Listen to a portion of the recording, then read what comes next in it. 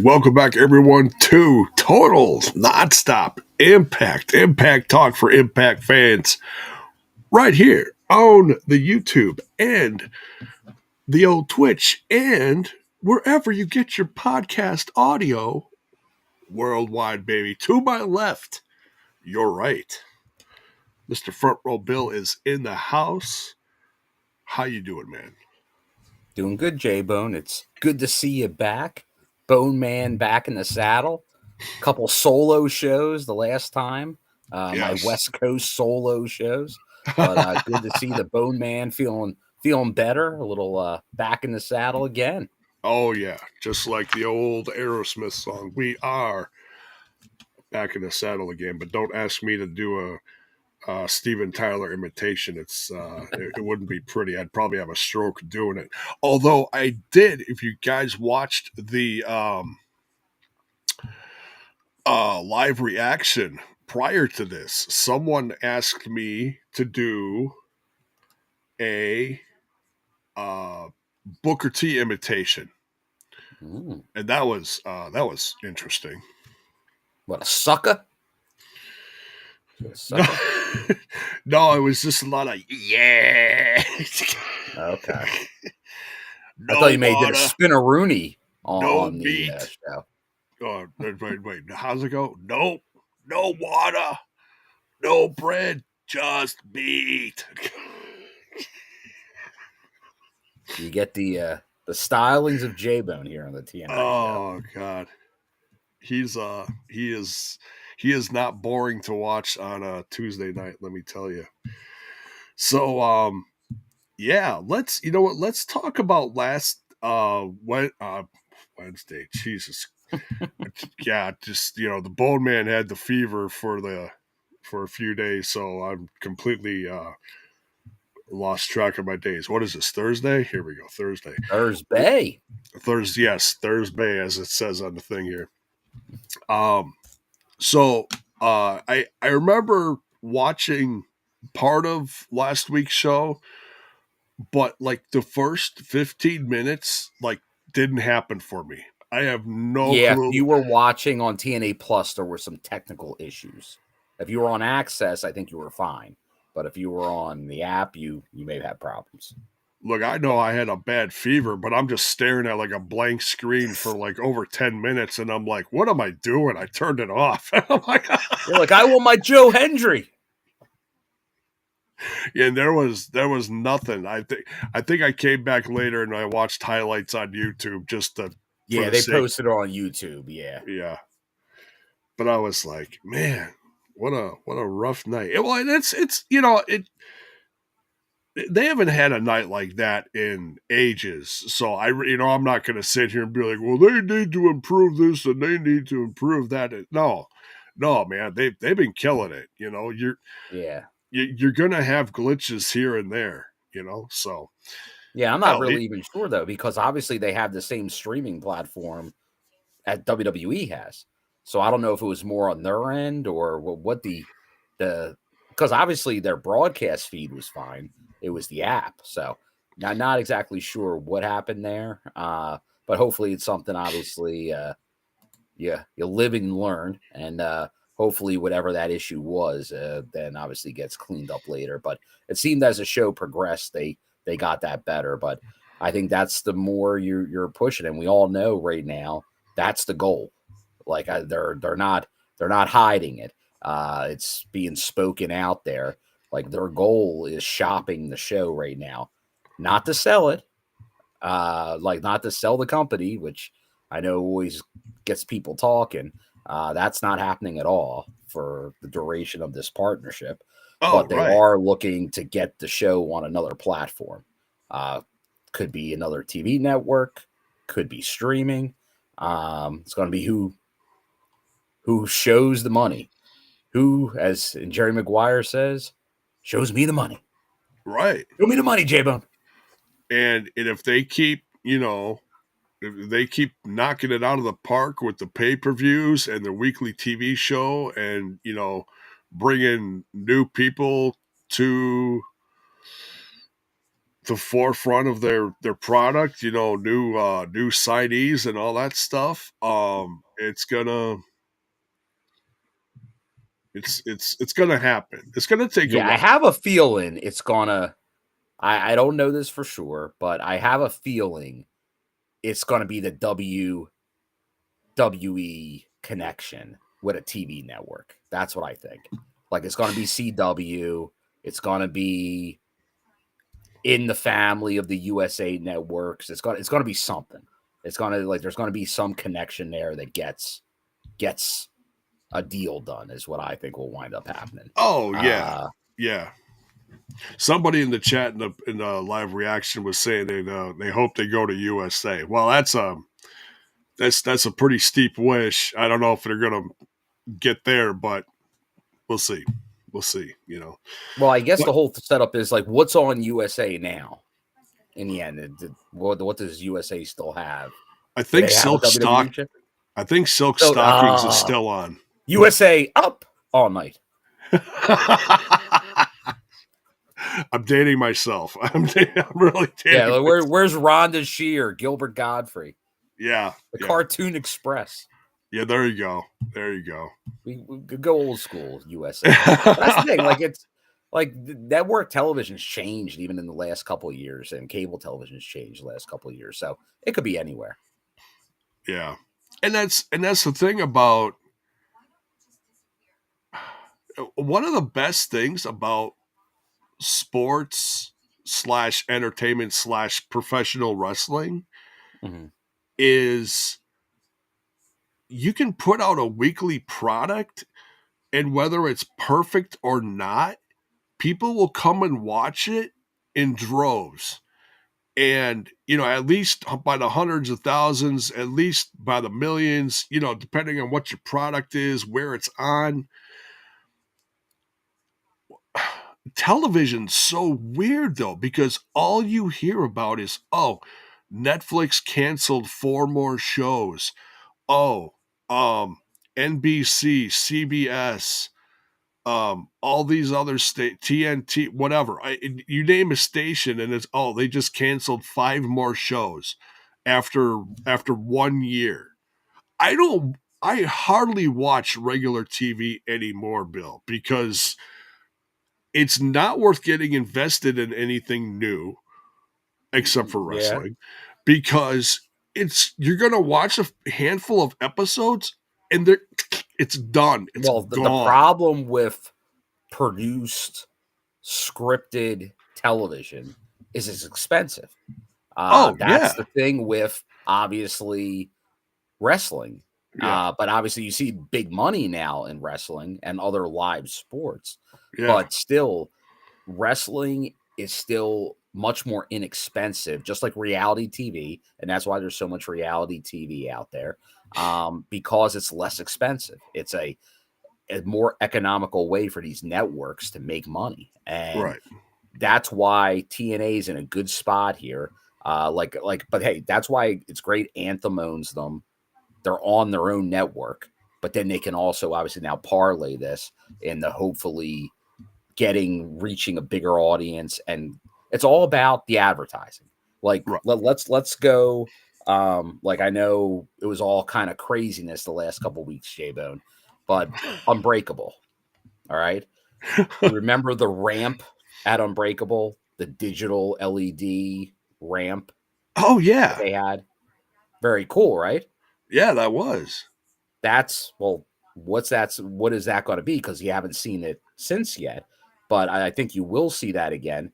But what is that trying to do? Sponsors. Like get Snickers or Slim Jim on there. Like that. That's what they're all doing. Like everything they're doing here. And I know, what was it? Maybe within the last year, there was the sizzle reel.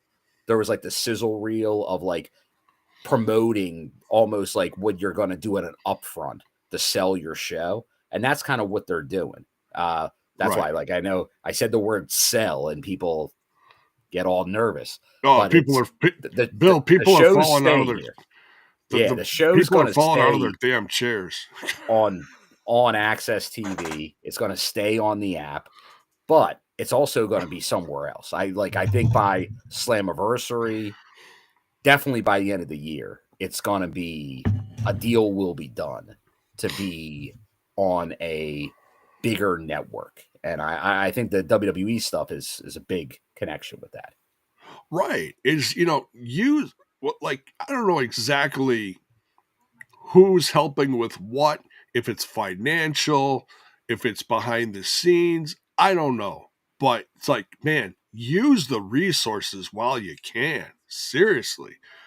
But it's helping. Look at the audiences. They're growing, They are and growing. what But honestly, I viewership. still think most of this is, I know people want to go, hey, their success, it's got to be the WWE. I don't think it is. For the most part, TNA Anthem is running their own show right now, their own ship. There Yeah. obviously is connection. There's obviously meetings and some creative dialogue and all that, but it's not like all of a sudden WWE's there, but they do have connections. They do have this. It's that partnership and affiliation. But Oh, yeah. that's all it is. Like I said it before, I'll say it again. I got confirmation, the contract, the 3-year contract with WWE. Oh, With the okay. partnership, 3 years. Say that one more time for the people in the back row. 3-year deal. Specifically in the contract, WWE cannot purchase TNA. Oh, okay. Very There's interesting. safeguards in the contract. So that's not even up for debate during that. So but once again, I think everything else though, we can kind of go off that. But J-Bone, before we get too far, because I just noticed another one, we had a super chat before we started and we just got another one. So I want to make sure we hit them before we get too far into the show. Oh, yeah. Go ahead. So let me first highlight before we started, the good doctor, Dr. Gerbs, with the super chat, $20. Thank you, Dr. Gerbs. With the Madvocat, MADVOCAT, you already check out the spring send of Mad Cat Kush. Check out the other Mad Cat creation like Campfire Coffee, Nag Champa, and be on for the returning Blueberry Tsunami, which is a blueberry maple vanilla from Bronson Reed. So a lot for your beard care needs, J-Bone. I'm a little unshaven right now, but you got the full mane over there.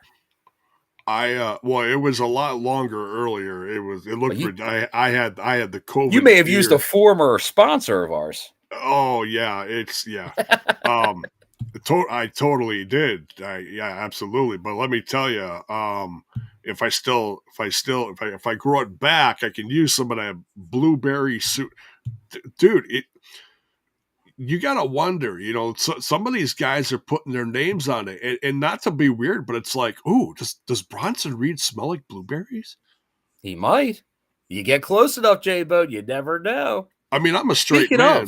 I'm a straight man, close, J-Bone. And I forget the date. I know it's about now, maybe this weekend or next weekend. But there's a wrestling show out your way, right? The thing you were talking with Slowpoke about? It's like next weekend, yeah. I'm probably not gonna go just because I've missed so much work. I can't afford to miss anymore, really. So yeah. All right. But I'll talk to. Was he in the chat or? No, I did not. I did not see. But let me highlight our other super sticker real quick. I gotta talk to him about that. So he keeps on asking me every year, and I feel so bad. We got Bell's Boy with the $20 super chat as well. Thank you, Bell's Boy. Evening, gents. So I think NXT could end up on USA. Tessa's going to win the Knockouts title by Slammiversary. Who's going to be Matt's partner at Under Sneeze or Siege? LOL. And Tessa and Indy will become the main knockouts going forward. A lot to ponder there, but some good stuff. And I could see that too. Like I said, same thing with that Sony 6 in India. The good partnership that obviously that WWE's had for USA all these years. Yeah. I think that could help in TNA, maybe landing there, which that'd be a coup. So, Well, they just announced another partnership somewhere, didn't they? They did. They did. Let me go scroll down the page here. I'm so out of it when it comes to like the news lately. Yeah, I'll let you know in a second. I had it jotted down here. It was from about 3 or 4 days ago. Okay, so it's not. Maybe I saw it within on the last week. So it's not on their website. Hey, I don't think it made it to the website. Claro Sports. Okay.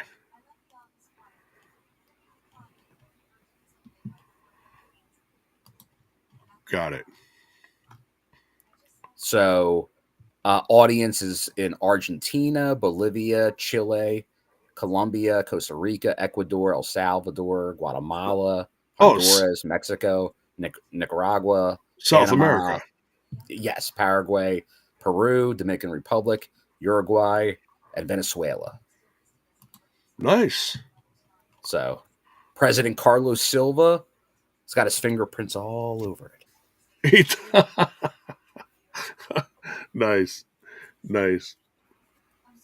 And so does Triple H now that they bought AAA. But you know that important part of what you were talking about, that 3-year deal with the partnership, and that most important part is that they can't purchase it.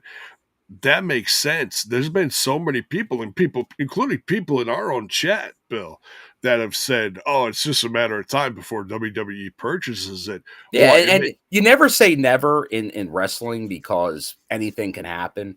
But obviously TNA's been on its own for a long time, and like I said, if it wasn't for Anthem, they probably would have been purchased by somebody, and it may have just been the library. But the whole library idea of things isn't really what it was years ago. Once again, the content has changed. So like it makes more sense for like the app and stuff. So it's more valuable right now to TNA probably than anyone else. But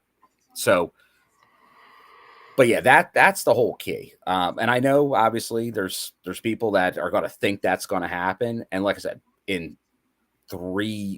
after that deal's over, could it happen? Of course it could. Like anything could happen. Like we see today, like people want to get out of certain businesses, like you talked about, like TV shows, like they don't want to fund them anymore. That can always happen. But right now, obviously you see TNA. Like we always talk about the Bravo 5-year plan when he was on the show years ago. And it's kind of what we're seeing. Like they're going to these bigger venues. They're bringing in more talent. I know even a lot of the TNI fan will be like, oh, we want to be players with the free agents and all. But like when you're bringing in the Hardys, when you're bringing in Indy Hartwell, when you're like, they are making moves. And we know, like we heard about different people coming over from overseas. And now you're starting to look, that international feeling is starting to there. We had Octagon Jr. Officially on his socials say he signed. And we saw them tonight, the Aztec Warriors back in action. So that's great to see. We know, I don't get into spoilers, but we know some other people that have already been gut check winners could be showing up very soon. There's a lot going on. It's been all, you can't just go after big WWE releases and go, well, that's where we're gonna that's old TNA that was always dangerous. Because you see other companies do this, you get your 1 or 2 weeks of pop. If you don't have a big plan going forward, then it might not be the right move. But like you bring in the Hardys, right? And that's worked like gangbusters for them. There's 100% proof of they're getting ticket sales, they're getting the meet and greets, they're selling merch. That's all facts. Oh yeah. Like that's all fact. Like that's worked. Like that's a partnership that's been fantastic for both sides, which is tough to always warrant because a lot of time you're going to spend the money on maybe a big free agent deal and it ain't going to go your way. Right. Right. And I'm a firm believer that, maybe, Ryan doesn't have the biggest audience, but Nick Nemeth, the former Dolph Oh Ziggler, yeah, absolute draw. I don't care what anybody says. I mean, I'm biased because I've always been a fan, but the guy is very but talented and he's in tremendous shape. So it's not like always he's yeah, stinking up the joint. yeah, always has been great worker. But Yeah. then you look at it, and even if you're not a fan of Ryan or you don't think he should maybe be at the place he is, if you're not thinking that right now TNA are getting the best out of him, I'd say you're wrong. Oh, they Because like absolutely are. he's over with his act right now. Right. Like for sure, there's no doubt. And I'm sure when Nick decided to commit to TNA, one of the things I'm sure he wanted to do was work with his brother, like Right. get that opportunity to really do something. And I think they're making the best out of that as they can. Like, remember, Nick wasn't here for quite a bit, and Ryan had to be the face of the Nemeths on the show. And he did it in his way. He got the big brother stuff going, and his very like his little antics, but that like just like remember Lish Edwards would get a lot of heat from a part of the fan base for a long time, really. Oh yeah. But now it's like she's the best valet in wrestling. She is. She's really put in the work, and she's not afraid to grab a mic. She's not afraid to get involved in matches, get physical. She's doing great. Yeah. Mm-hmm. And so talking about these new hires, I do want to mention these just because they're not Yep. fresh names off the tip of my tongue. So people in the chat are talking about them. It's Harley Hudson and Mila Grace, and they're both. I'm guessing I think they're both from the UK. I think. Well, one, yeah. Like one is UK and the other one's Ireland. So, Oh, okay. but and Harley Hudson, like she was one of the gut checks. So we knew she was going to come at some point, but it had been a couple of years. But she's very young. Like that was one of the reasons. But just like everything else, it's the visa stuff. Like you got to get that stuff worked out before you bring people over. But it And looks that like stuff that got doesn't happen. fixed. That stuff doesn't happen overnight either. Sadly, It takes a while. It can be tough. It can be tough for sure. Oh, Right. and here I want to also highlight once again. Thank you once again, Bell's Boy. Thank you, Bell's For Boy. the super chat, $10. And some TNA talents are going to be used at AAA's Triple Mania next month, according to AAA creative director Latin Lover. That's big international. And I know Carlos Silva, he retweeted that about the AAA and the Triple Mania. So, like we know, WWE has their show with there, and there's definitely more of that. We had heard about it with Scott D'Amore still about a AAA partnership, and then didn't really see much happen. But now we're starting to see some things happening, which is very cool to see, especially as they're going into these different markets. Right, yeah, and Octagon Junior. Like we mentioned at the Aztec Warriors. I mean, we're just kind of jumping ahead in the show, but they had a big win tonight, so that's great to see. Mm-hmm. So okay, so to kind of continue on this news thing, what do we know about? Let me go to. It feels like we haven't talked about news with J-Bone for a while, so Yeah, right. Yeah, cover a lot. Just flipping through pages here. So out of touch. Okay, so Zonify presents Canada versus USA Border Brawl featuring the stars of TNA. This is happening Sunday, May 25th in Niagara Falls, Canada. Bill, are you going to this? Well, I only found out about this today, J-Bone, just like everybody else. I didn't know this. I think this, just hit the. Yeah, like this is a fresh today's story. Yeah. Like obviously they are going up to Canada next, Right. Brampton, so Greater Toronto area. Okay. And that's that Friday and Saturday. So they're going to play Niagara Falls, Canada side. on that Sunday. So there's a good chance I will attend the show the way it's being advertised. Although it's being advertised very vaguely right now, but I believe for the most part, it is a benefit. Like I think it might, from what I heard, it may have been it might be a veterans benefit type show. So like a more charitable type show with a lot of TNA talent supporting the cause. So, but it looks from my initial reaction, I definitely like seeing it because they've done a good job over the years of getting involved in all different kinds of like charity and promotion and local groups and things like that.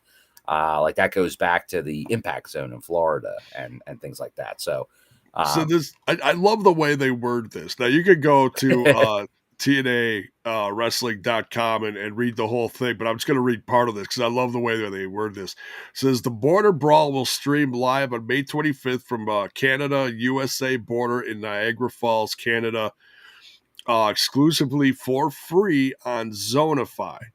And for those of you that don't know, that's it's kind of like like Roku or one of those. Like it's or not Roku. It's well, I guess it's free. Yeah. So like Tubi. Yeah. Okay. Oh yeah. That's a better example. Like Tubi. So I don't know if we're gonna be able to watch it here. I don't know. I think so.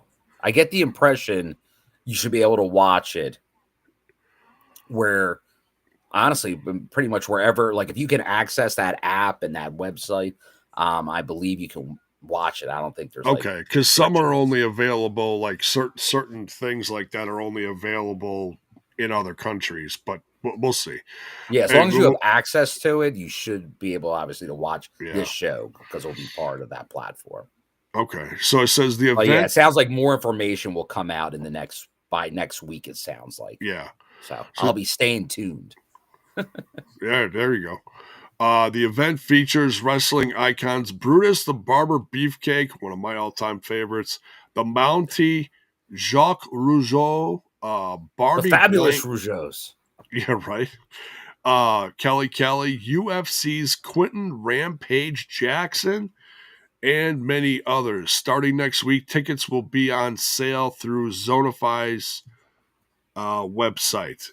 And then part of the press release here says tariffs, psh, negotiations, please. This month, America and Canada will settle their differences the old-fashioned way with steel chairs, smack talk, and suplexes.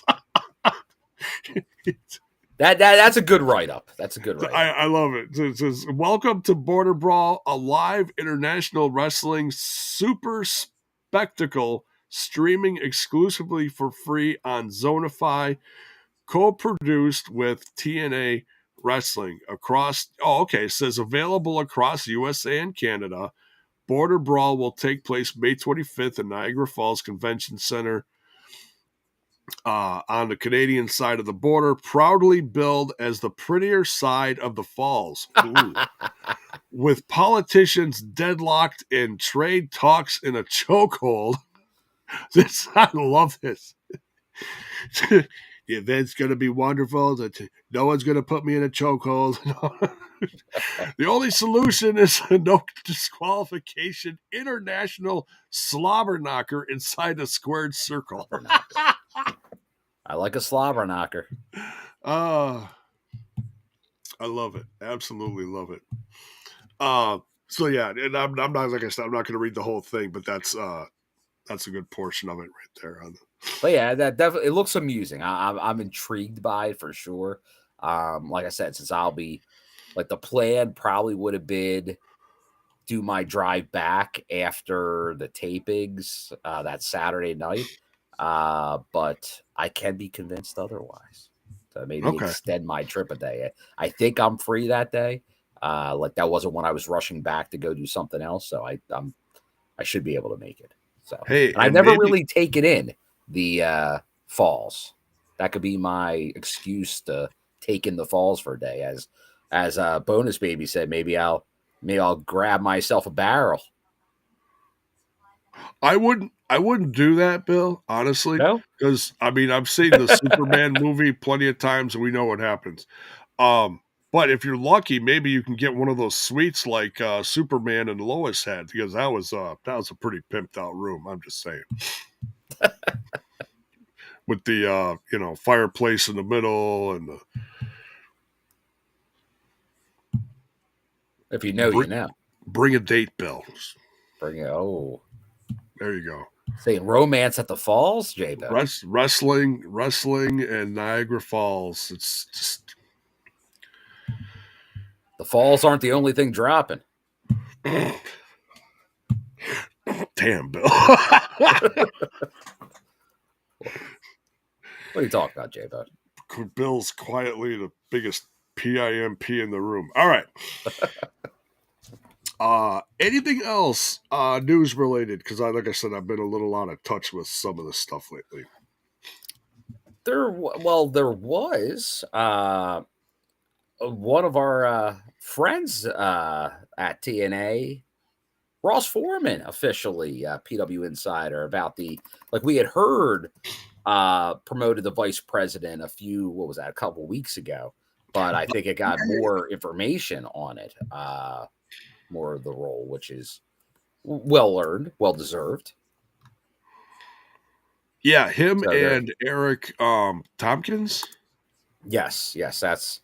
But yeah, let me pull up the PW Insider on the recent one, because I think that was just in the last day or so. Yeah. While you're pulling that up, Justin mentioned, lots of new merch, lots of new tees. And, we got to look at one of them. Uh-oh. There's a Tessa shirt. I hate Tessa is an official shirt for sale, which is fantastic.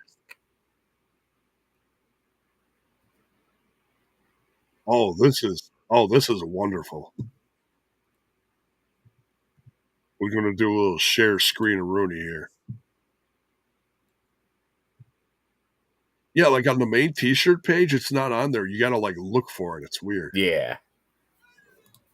So I don't know what's up with that, but yeah, look at this. Oh, hold on. We got a beepity boop. Oh wait, that's just that. Oh, my bad. I thought we had a birthday visitor, but we did not. That was just the Tessa shirt. Yeah. It's a visitor. So it's a few different styles here. We got the red, charcoal, heather, and then red and white. Red and white looks great. Look at that. Ooh. I hate Tessa. Undeniable forever. I'm very tempted, J-Bo, but I do not hate Tessa. But that's her merch. I don't know what to do. It's specifically for the haters, It's for the haters. Yeah. But I am not a hater. No, neither am I. Yeah. Oh, T. Hughes is talking about the WWE releases. I don't really want to get into them just because I've already talked about them at length over on the Ramblers. But yeah, there's plenty of names in that list that I think will end up in TNA, specifically some of the ladies, I think. Like the first one that comes to mind is like Gigi Dolan, because that's Zach's wife. So Zach. I would think potentially some of the ones that have been involved in some of the storylines, which is kind of interesting. Like they were heavily involved in some TNA storylines a week very before. recently. And then I think it like Shotzi was very close because she worked TNA before she went over there.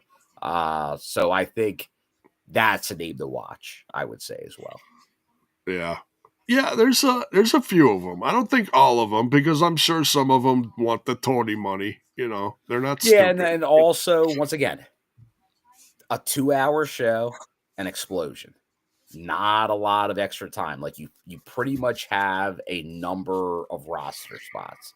Yeah. But in speaking of, and I know this always is a big deal when it happens, but the infamous website roster page Oh, had some yeah. people removed. And I Oh, know okay. Critical Sting is mentioning names, so we will at least highlight them. I'm not going to Okay. confirm that these mean they're all gone, Yeah. but these people were now taken off the website Okay. for the roster. And that's Jack Price, former also winner of Gut Check, Shira, Shira, big. I'm still believing of the Shira can have that big run. Shogun, who I liked, Havoc, one of our favorites. Oh, yeah. I know Alicia would be very opinionated on Havoc right now, and Yeah. Campaign Sing.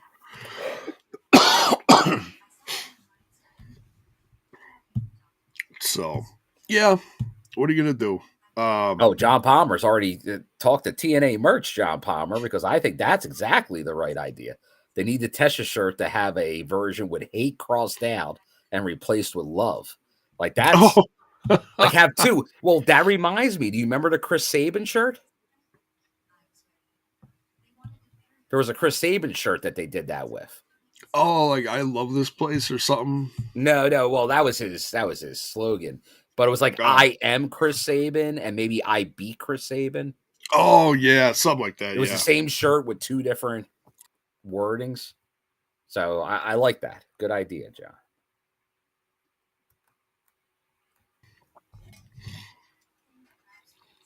But like otherwise news, I know when you weren't here, but I did talk about on the show that Savannah Evans officially like kind of declared that she was a free agent and was Right. not going to be returning to TNA. So there was that. But yeah, I think that covers most of the news. Yeah. But obviously, as we go through the show, we can hit on some more topics as we Oh yeah. go. Because stuff's always happening. Yeah. I see David A lot of Penzer's in the action. chat. David Penzer is in the chat. Good Always good evening, to Mr. see Penzer. the legend. David Penzer kind of saying the same thing there. People who are thrilled about adding the new knockouts who debuted in Cali are going to be disappointed because you can't have 30 knockouts on a 2-hour show. That's 100% correct. You can't. Yeah. Yeah. Yeah. I mean, they're You can't have 30 be, roster members on a 2-hour show. Like they do a good job of like within a 2-week period, you pretty much see everybody on the roster, other than maybe a couple people very low card. So or on Explosion. Without another show, and I know there were rumblings for years of like maybe a knockouts only show. But those talks I have not heard much of lately. And I don't know, like obviously WoW and things have shown that you can have success. And I'll always be a believer in a Saturday morning wrestling show. I think that's the market I grew up in. I think a lot of people did and I remember there would be like a replay version of TNA, like a slightly tightened up version of the show that they would air on Spike Saturday mornings even for a while. But that's something I would be in favor of. And maybe that's a version of Explosion, but I know everyone wants to turn Explosion into a true secondary show, just like we have the new secondary title with Steve Maclin. But at this point, I can't assume that's going to happen with Explosion. But I think once again, as they grow, if they get another USA CW type TV thing, I could see a second show maybe happening the following year. Like if you're building off of that, then maybe you can go into another show territory. But too soon for that. Yeah. So, yeah, I think that's pretty much it for news. Should we dive into tonight's shoe? The big shoe? The big shoe. And for those of you that I kind of said something about this on the live reaction. I know that there's people out there that are like, hey, I'm only going to watch TNA. I don't have time for anything else. If you have any other time and you want to keep up on like what's going on back and forth, say something happens on this show, like Trick Williams was on here tonight, but you maybe missed on what happened on Tuesday with Joe Hendry and what's going on with that, because of the rivalry going back and forth.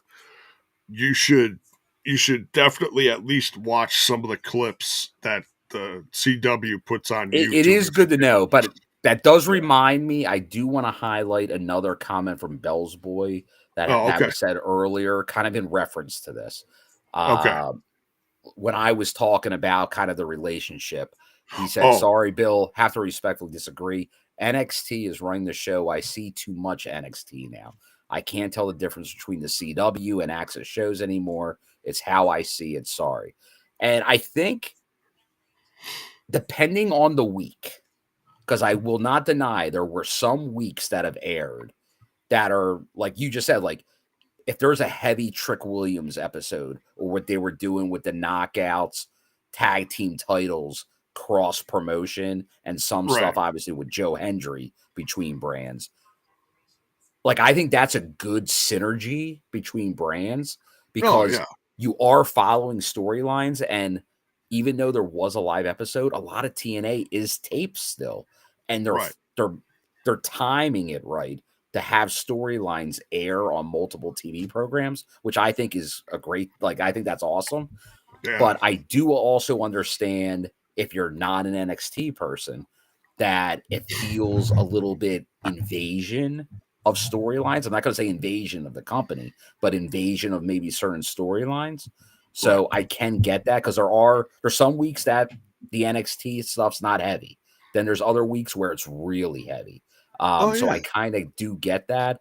But that's I think it's a healthy mix. Right, but I think that's what they're trying to do it. But I could see where, if, like, maybe after a certain episode, you might be like, it was a little bit of a much, especially if you're not tuning in on Tuesdays. So maybe, like you just said, the best solution to that would be, hey, you're not going to be forced to watch another show. They're pretty much recapping everything you need to understand on TNA. But like clips and stuff like that may not be a bad thing just to get some further. But once again, if you're not like it, and I can respect that because it was the same thing with the AEW thing, but I didn't think there was the synergy. Obviously, the storylines for the most part didn't carry over between the shows. This is much different in how I see it. But once again, just like every storyline is not going to appeal to everyone, same thing. Like the NXT partnership, it's a big part of the promotion right now, but it's not the only part. There's plenty of other things too. But that might just be something. If it's not your cup of tea, then you don't focus on all that.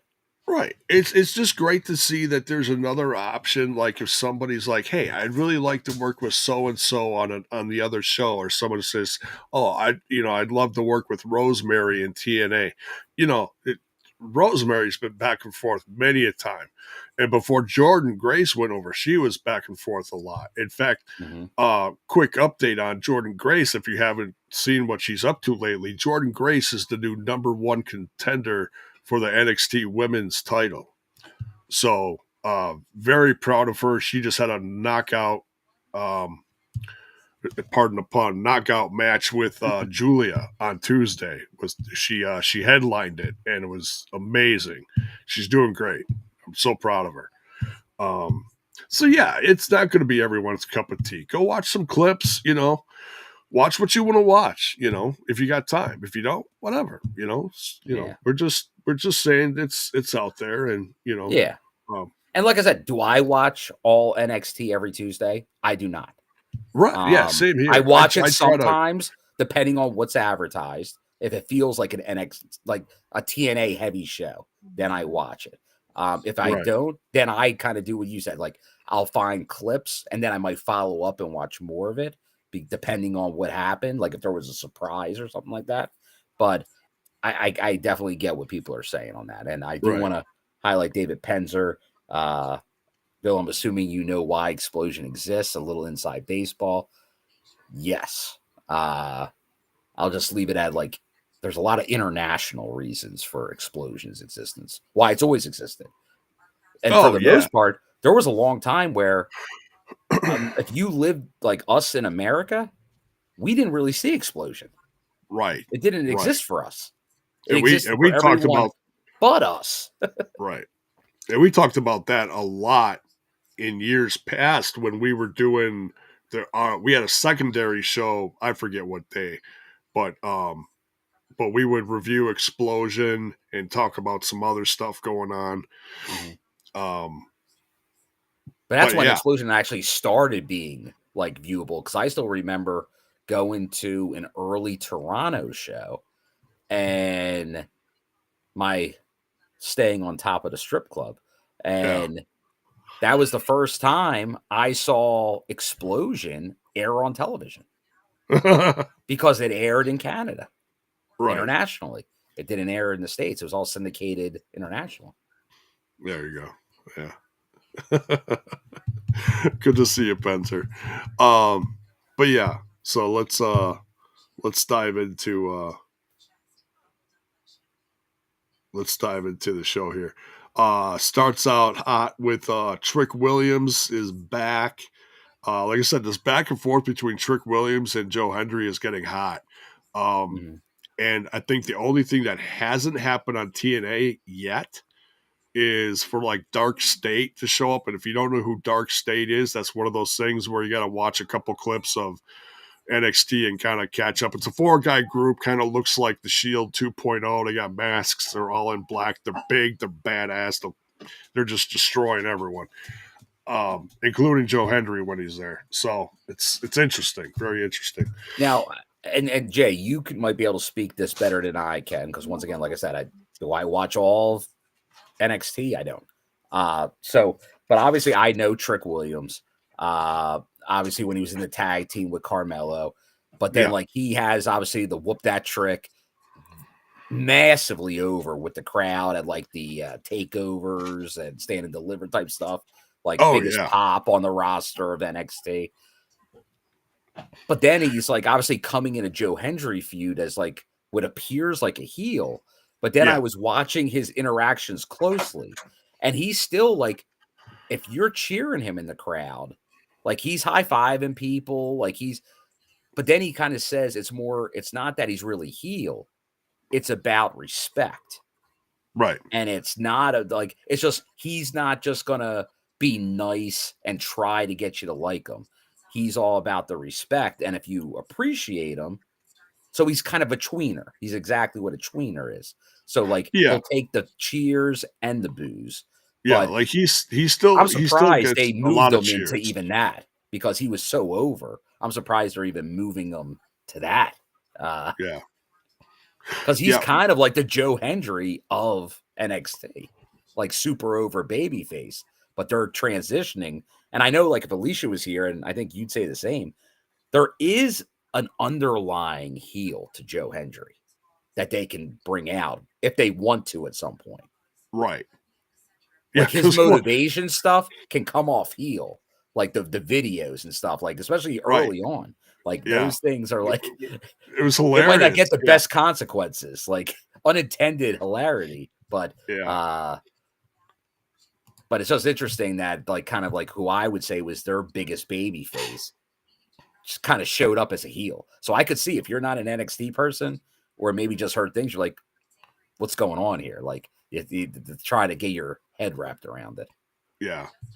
When he first showed up, and it was all the promos were pretty snarky. It's like, oh, Joe's here. Oh, he ruined the party, and he stole my girlfriend. And what? He just what? But I'll say this, Trick, like seeing Trick live, like he's a star.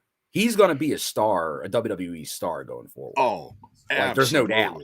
Like when you and I know that's been another conversation during this partnership, is like, when are the big names coming from NXT like that they can really use? And I think this is happening right now. Like obviously I think Trick's the biggest guy that's come over now. Absolutely. And So once again, I know some people that might be, but for the partnership, that's the best thing you can do right now because that's their biggest star on the brand. Yeah.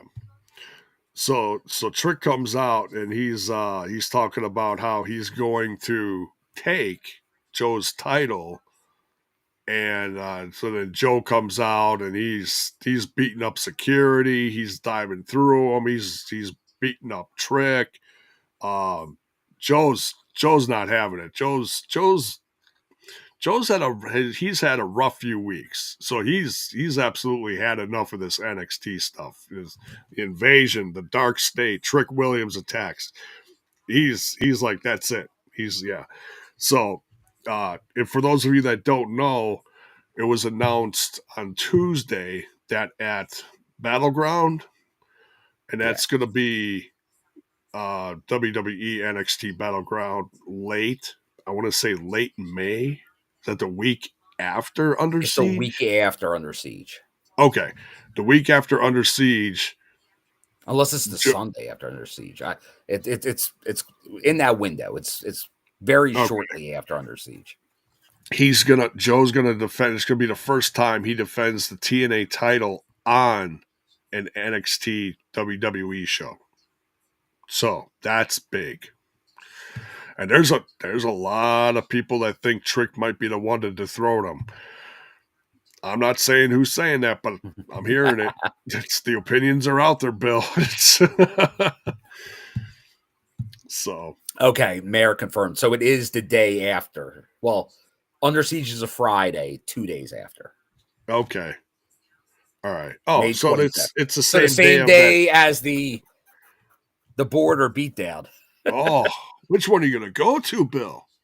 Well, the other one's in Tampa. I ain't going from Toronto to Toronto, Brampton area to Toronto. Oh, you can drive it. Come on, man. I'm kidding. Uh-oh.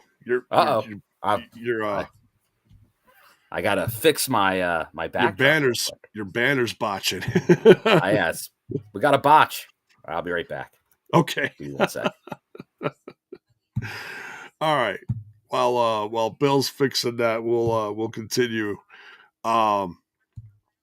But yeah, so yeah, Joe and Trick are fighting all over the place. Security's breaking it up. We get the advertisement for the border brawl in Niagara Falls, May 25th. We talked about that, and then we get a segment with Victoria Crawford. She's backstage with Robert Stone. Victoria Crawford, it's like it's been ages since like we've seen her. Like she was in the audience for one of the pay-per-views, but this is like the first time that she's actually like backstage in a segment, I think. And she I don't know, she's having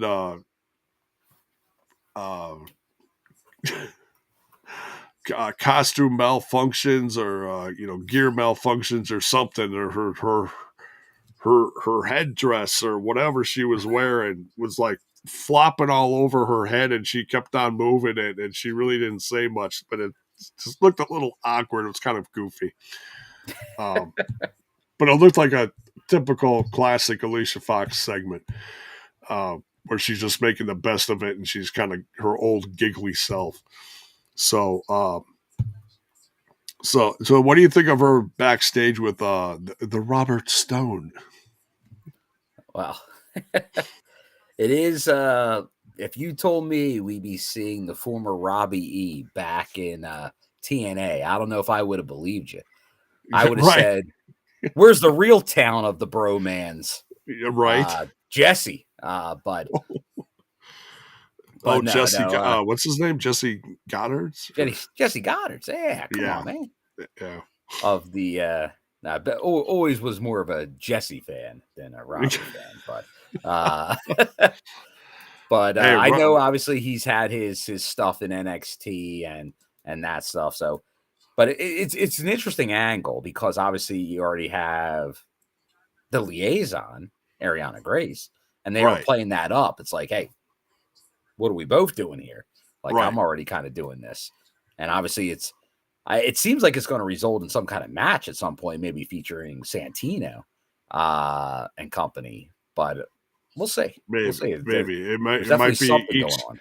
each side picks someone to face another. I don't know. And like the whole Victoria Crawford, I'm liking what I say. I'm liking what I say. Yeah. Like obviously I wouldn't say I knew a ton. Like obviously I saw her from afar. I knew she did what she did in WWE. But and I know like she was advertised for some shows. I think I may have seen her on one indie show in the last couple years. But I think her character work is very impressive. Yeah. Yeah, and it's just been a long time since I've seen her. So, and in her bio says something about first black WWE Divas champion or something like that, and it's like, oh yeah, all right, I remember that. So yeah, and now, do you know, like I wasn't sure about like the whole Octagon Junior thing and like some of the newer faces we've seen recently. Um, do you know? Like I heard Octagon Junior is signed. Do you know if Victoria Crawford is signed or is she just doing a few months gig? Have you heard anything? I think what we've seen from TNA, like contract wise and deal wise, obviously they have their yearly or multi-year deals, which we know a bunch of people have.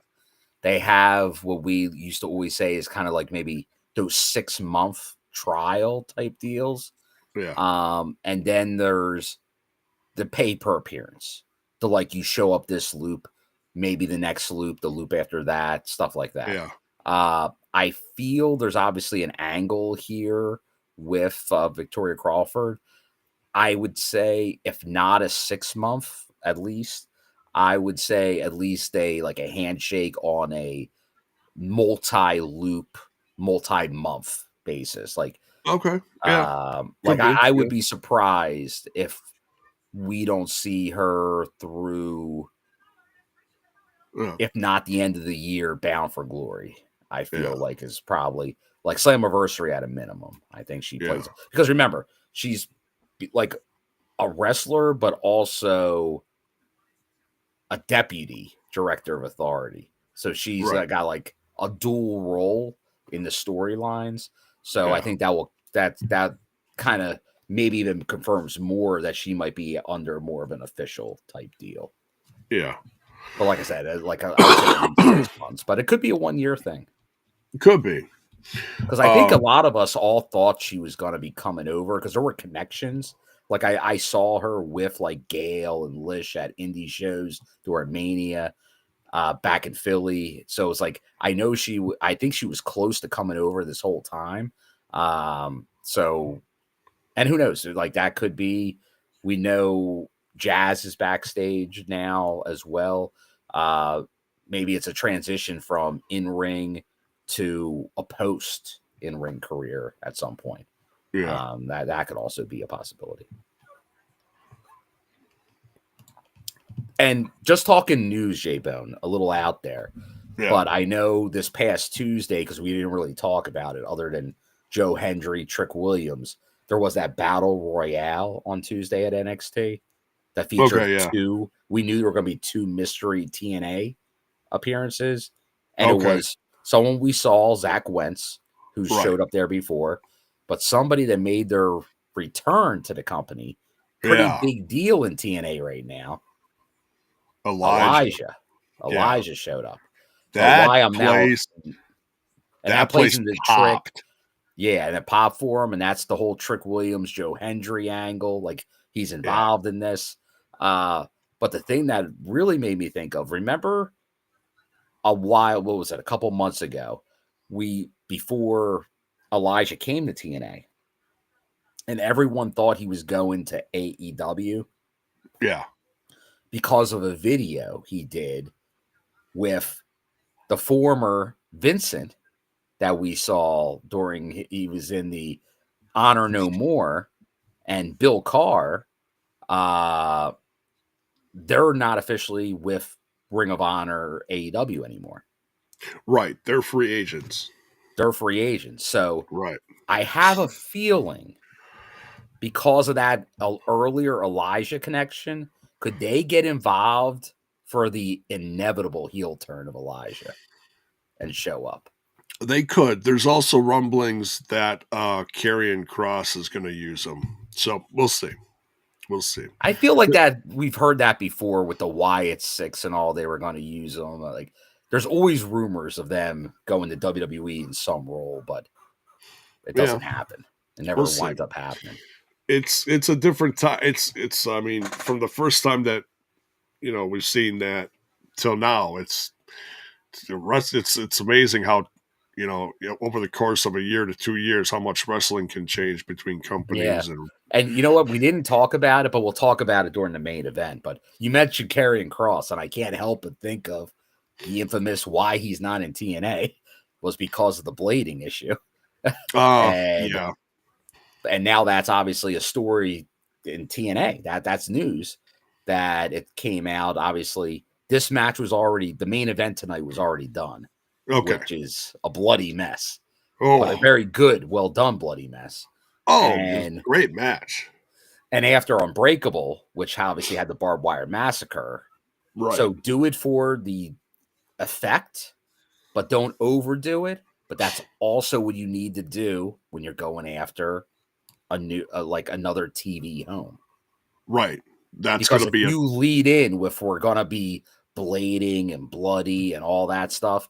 That can get you a niche market, maybe a specific channel, but that doesn't have everybody knocking down your door. That turns off more people than it turns on. Exactly. Yeah. Unless you find a Spike TV type network. Well, exactly. Like you have to, unless you're going for that exact base, right? Which at times you do, but like you got to be careful with that. So I think that's the messaging is like, hey, we can do this and we can do this very well, but that's not our bread and butter. Like we're not trying to be modern day ECW. That's not what we're going for. And Access TV is small enough that they can get away with it, to a degree, Yeah. But they've even now they're putting their foot down and they're like, let's chill with that, let the other shows, have their, get their stuff in, save it for like maybe the pay-per-views, here and there. A big pay-per-view, something like that, a storyline that requires it. Right. Yeah. Don't do it every freaking week. AEW. Excuse me. It can get old. If like a guy is always bleeding, like it loses effect. It does lose effect. Critical Sting. You're saying Domino's wouldn't want you carving somebody with a pizza cutter right before the air a commercial? Oh, that was funny. That was You're telling me that wasn't product placement? Right? Just trying to help the sponsorship along, guys. What was that? Jericho versus Nick Gage. Nick Gage, the king. Iconic. The real king, not like Frankie Kazarian. Bill, that hurts. How's all of our Frankie Kazarian fans? Yeah. Frankie wasn't even on a show tonight. That hurts, man. Should have more serotonin. Right. Definitely need more serotonin. All right, we continue. First match here, Rosemary versus Lei Ying Lee. Was kind of surprised to see this because I kind of felt like, they were helping Rosemary in the whole, invasion thing. Well, they were up until what happened in that match on the countdown, because it was. Oh, okay. See, I didn't catch the countdown. So in the match, because they were a 3-person team, a 3 knockout team, but during the match, Rosemary gave brass knucks to Zaya to use. and she wouldn't use them. And it cost them the match. So the NXT team got the win.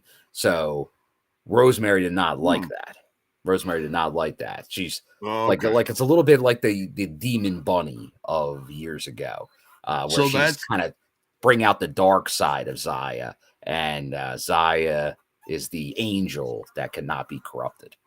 So Zaya Brookside, so that's what she was talking about when she was on commentary tonight during this match about having integrity and stuff like that. Correct. Okay, all right. I'm like, you got. She will not resort to cheating or nefarious ways. Yeah. Justin, that's not tomato sauce.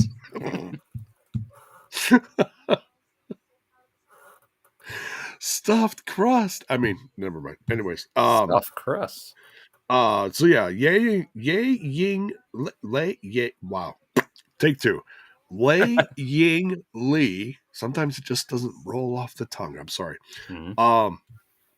She gets a big win here over Rosemary, and I feel like this is like her biggest win since joining the company. Does it feel like that, Bill? Rosemary, if you kind of chalk it up in the books, that's a pretty big win. I feel like she had one other pretty big win, like maybe about a month in, but this is either equal or bigger. Because, like I said, I put Rosemary as one of the top. Obviously, she's got the longevity. She's done it all, character work. Like, she is one of the names. So, in the current division, unless you beat Tessa or win the title, that's about as big a win as you can. I do want to give a shout out to Aaron Jack here, who is staying real late up with us on the TNI review show. Thanks for staying up near 5 a.m. To watch the review. So appreciate it as always, Aaron. Yeah. Great to see Aaron. Totally forgot that he's in England. Yeah, because we know sometimes we see our TNI UK crew, and they're doing the same. Like, I love the commitment. And, hey, I know I was going through a little bit of this to an extent when I was on the West Coast because I was doing these reviews because I never adjust to the new time zone. So I was just staying on East Coast time. So I was doing shows at 3 a.m. my time. One in the morning. Yeah. Yeah, like I was when I was sick and I passed out and I woke up and then all of a sudden you went live and I'm like, what the hell time is it? Too funny. So yeah. Like I said, Zaya Brookside's on commentary. Big win for Lee. We'll have to see what's next for the knockouts here. Then we get Santana's backstage and he runs into Trick Williams and they kind of exchange glances, like acknowledging each other. No fist fight, just kind of like, hey, like, okay, this is gonna happen down the road somewhere. It feels like, which is great, so because Santana's really establishing himself as a top guy in the company now, so it feels like it's working. And then Santana goes around the corner, runs into Sami Callihan and some troll in a green mask or something. I don't know who that was. I was going to ask you that, J-Bone, because I thought you might have some insight. I know his name is John Goblikin, but he's like in a metal band. Like he's like a goblin character in like a metal band. Oh, see, I'm totally clueless. Who probably would, like Trent, I'm sure would know this guy. Maybe, possibly. But he's like Hollywood based. Right, because this is all on the West Coast, right? Yeah. So, but yeah, so that makes sense because you got people that make masks and special effects out there, so that makes sense. So, yeah, sign me up for that. Trick Willie versus Santana, right? So yeah, Santana goes up to Sammy Callahan, and he's like, just telling him he really respects him for the matches he's done lately, and he thanks him, and then all of a sudden, KC Navarro butts his nose into the conversation with AJ Francis. Happy belated birthday to AJ Francis. Oh, yes, yes. Whose birthday was yesterday. There you go. And they're trying to insult Santana, and it's just the insults ain't working, and it's awkward, but it's goofy and a little comedy relief here. Especially at the end of the segment where Casey's talking about awkward silence and then realize he's part of the awkward silence, and then tries to catch up with AJ Francis. So I don't know if this is going to lead to KC versus Sammy or AJ versus Sammy or what, but funny segment there. And it's one of the funniest segments of the whole night. How they edited this was just gold. Maggie is getting a makeover. Honestly, this may be my favorite segment. I think this was so well done. Like, this could have been in a movie. This could have been a Hollywood movie. This was very well done. Yeah, it was. The music or the muzak was very appropriate. And we never see Maggie's face. No. Just back of the head, hair. Yeah. And Ash is eating it up. The Iceman is freaking spectacular. Iceman is he's blowing makeup like, like there's a cloud of whatever powder, facial powder, whatever. I'm not a makeup guy. Give that man a hair dryer. Yeah, right. Dangerous man. But they're all playing with makeup and this tool and that tool, and then it's just like you said, along with the music, it's just hilarious. I do want to get a segment with Dr. Finkelstein and Boca Raton. I think that would just add to it. The infamous Dr. Finkelstein. There you go. But John Palmer over the top. Like, if you're not going over the top, you're not going far enough. Got to be over the top. Because we were just recently having this discussion about. I think definitely TNA had scaled back on a lot of the comedy angles, or the comic relief, and I think like this is obviously one of their best areas for it. So I enjoyed it. Yeah. Will it be Maggie by Elegance, or will it be like Margaret by Elegance, or another name? Yeah. I'm thinking it's going to be Margaret something, but we'll see. But yeah, great segment. Very entertaining. And then we got the Great Hands coming out. Great Hands. They're talking about how they're very sorry for what they're about to do, and it's like, ooh, little ominous there. But they're facing Aztec Warriors, Octagon Jr., and Laredo Kid, recently signed. Octagon Jr., congrats again. So I'm like, is there going to be like someone new to the group that runs in and does some kind of interference and causes them to lose? And as I'm thinking about this, I'm like, the match is going on, and all of a sudden, Aztec Warriors doing their regular in-ring stuff, man. They get the 1, 2, 3, Bill. They get a win, which I felt, big win. Great to see. And because this is one of those tag teams that's new, and you're like, I don't know how long it's going to last. We didn't know if they were going to sign Octagon for this. Yeah, I didn't know if it was just a Texas, was that just a Texas pairing? And right. But the thing is, Laredo after that was still coming out with Aztec Warriors as his Tron.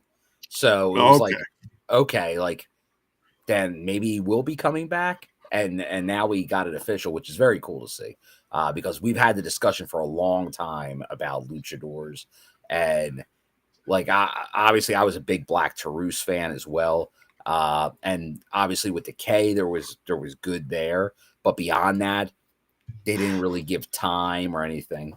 So yeah, Critical Sting talking here. Y'all got to remember Delirious running things now. Luchadors are allowed to win matches, and I think we do got to give a shout out to Delirious, because he is in more power now. Like he's been working with the creative team and all that, but it does seem like he has more of a leadership role.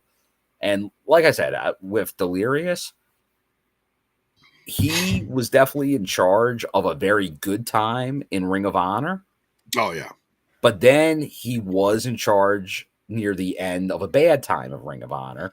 But there were a lot of reasons for both these things. So it's tough to really judge it fully. But I think he's definitely very capable. And he's got a good team around him with everybody else. So as long as kind of like they're all working this together, it does seem like there's a good flow to everything right now. I'll say that. And that's usually when I always like to say this with TNA. If the show doesn't feel long, that's how you know it's a good flow. Just like anything else, a good TV show, a good movie, a good wrestling show. Yeah. If you're looking at the watch and looking at the time and being like, it's a little long, that's not a good sign. No. Like I get it. Like you can have a great match, and hey, you can have a great long match and it's telling a story and it doesn't feel like a long match. Right. But if you're just having long matches for the sake of long matches, you're losing people at the end of some of these matches. And that's what I always say with TNA. So I think the flow has been pretty darn good. So they do a good job of keeping it, and like I said, mixing it around, like going in different directions, not just one super indie wrestling show or one complete comedy show or one that's just too big type show. Like it's a little bit of everything. Yeah. Now, it's what's interesting here, and I don't know if everyone caught this. I don't know if you caught this, Bill. I caught this. So after the match, Aztec, right? So Aztec Warriors get their win. They're celebrating, and all of a sudden, Mustafa Ali rushes the ring and he attacks them. Yeah. Oh, he's just going nuclear on the Aztec Warriors. He is fuming mad. He's practically choking out Laredo Kid with the apron. And if you notice, while he's doing this, and Skyler's kind of like rooting him out, like, yeah. On the other side, on the cameras on this side, if you're watching it, and you look at Jason Hotch, my guy, he's not trying down to with it. He's not down with it. He's trying to wave off Mustafa Ali, and he's kind of like, "What's going on? What are you doing? You look at the hand motions. He's not having it. He's like, what are you doing? It's a slow burn. Like, could we finally get the Jason Hotch breakout I've been asking for? We might get it. It's all timing, and I feel like this is just like the first little nugget we're getting, because I don't think we've seen anything else. They've been pretty tight, even though we've talked about, okay, it's time to split them up. It might be a little crack. We're starting to see the beginning of a crack. Right. Yeah. Because but it's a nugget. Like, you're exactly right. Like, and I observed it too. And I think I even said something to him as he walked by.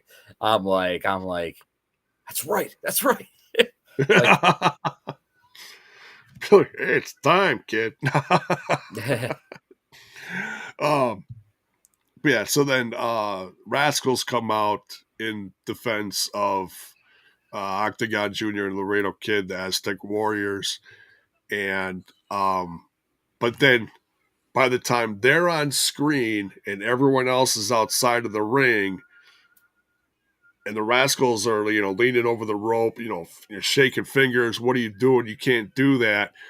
Jason Hotch is right back in I'm with Mustafa Ali mode. Yeah. He's Like he didn't switch. He didn't go to the other side, but he's just showing maybe he's not 100% on board. Right. So it's just going to be interesting to see if they do touch on this next week, or if there's going to be another. If they're going to, wait on showing something else within the next few weeks, to see if they Something show to any keep an more eye on. cracks. Yeah. So yeah, if you guys missed it, go back and watch it. Yeah, for all the top-notch Jason Hotch people. There you go. Keep a lookout. Someday. This is a kid who's going to be on top of the X division. Absolutely. It's going to happen.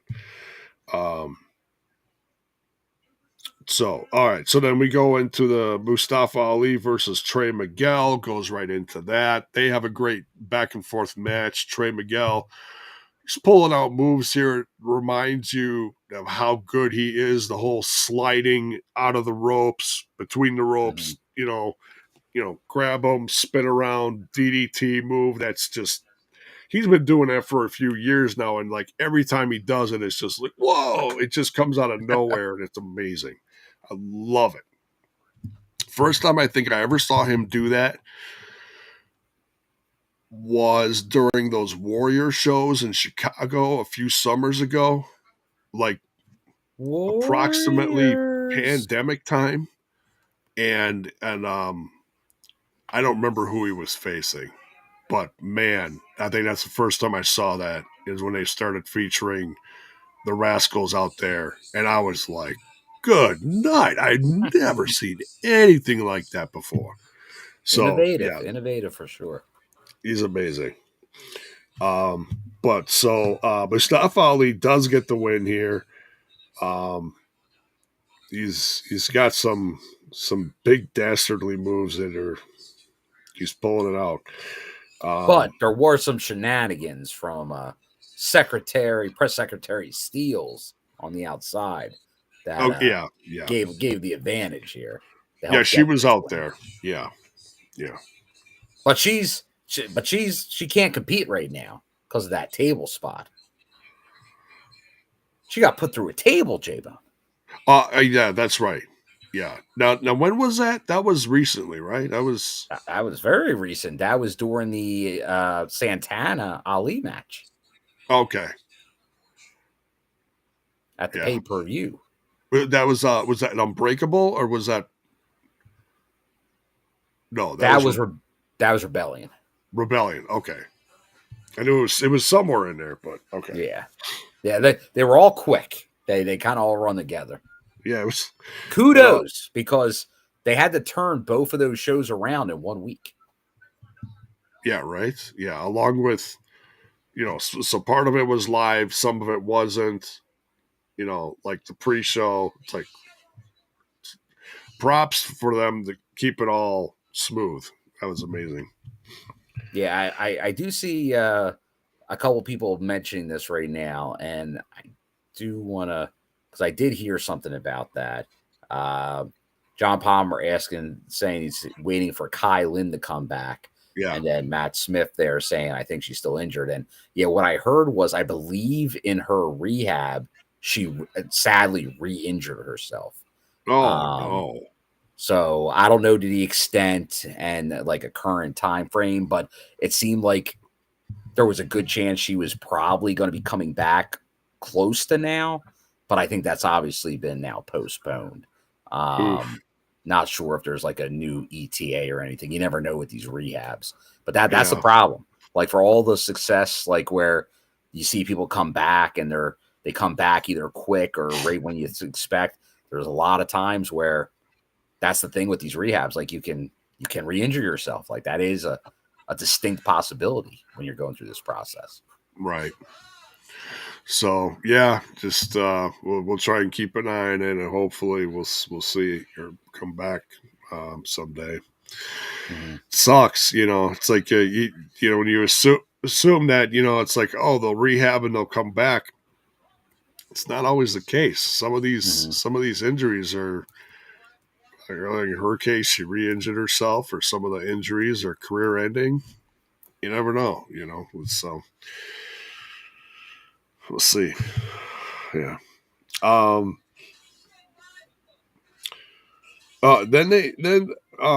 I'm guessing this was just to fill in some space. But then they got footage from Under Siege from last year, 2024.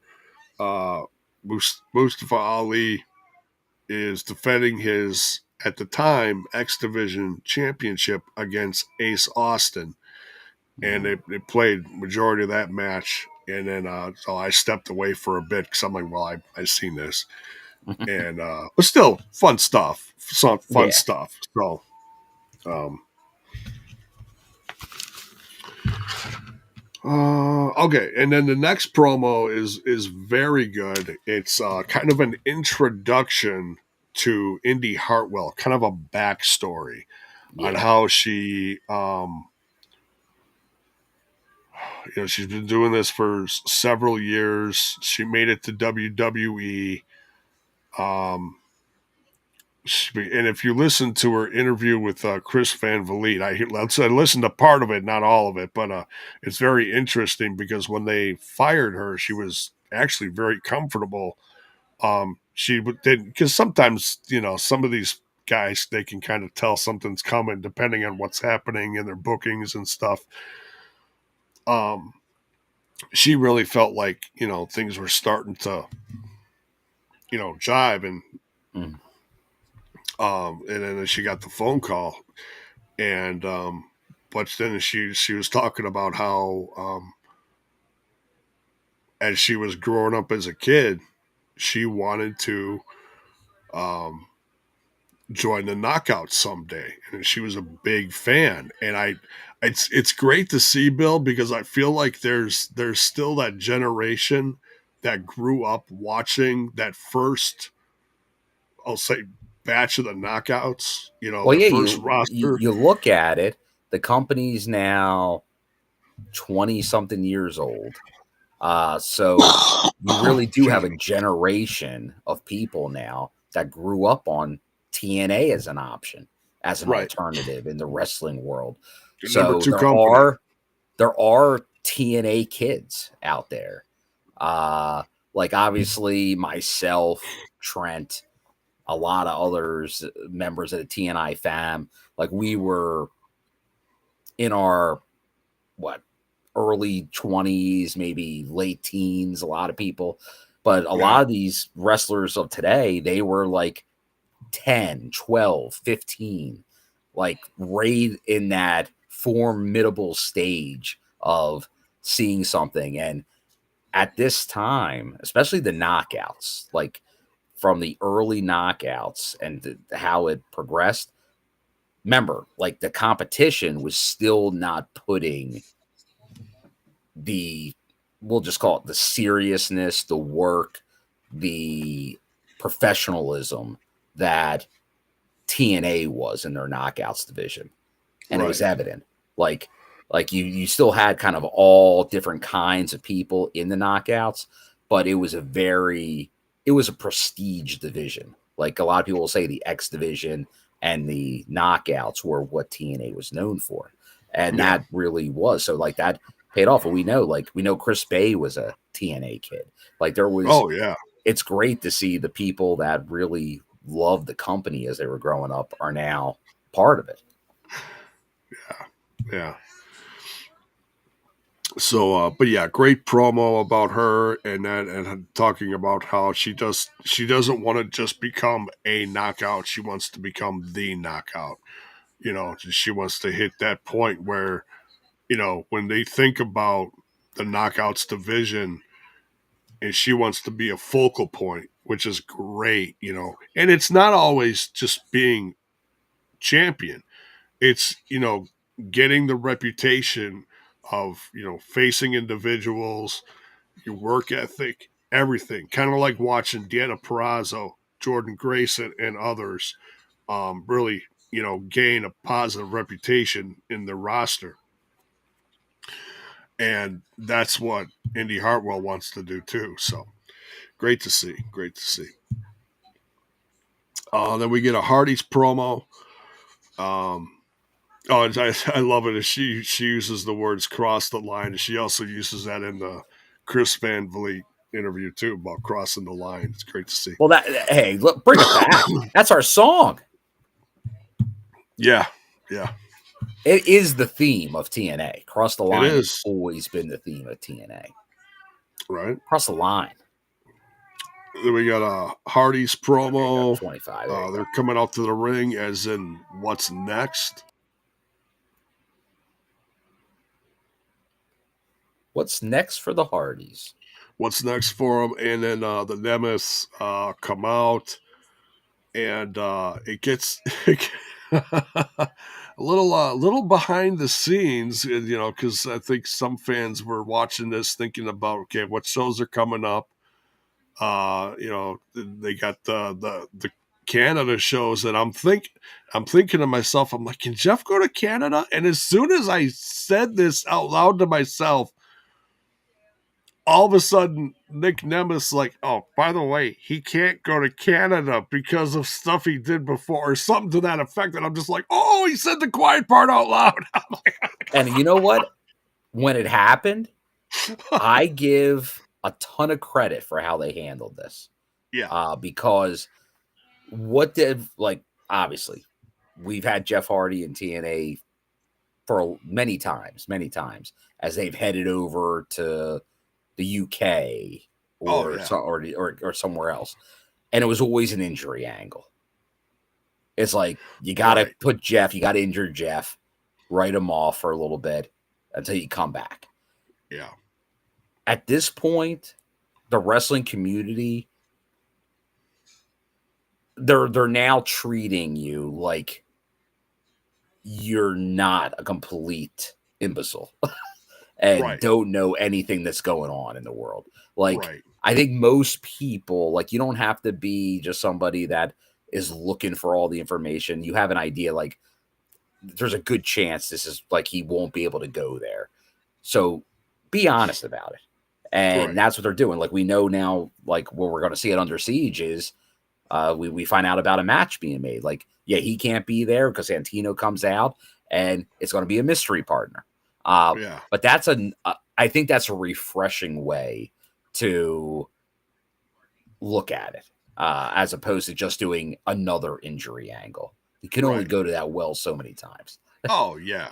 Yeah, it's the fans know what's going on, unless you haven't watched in 10 years and you come back and it's like, it's possible, but for the most part, yeah.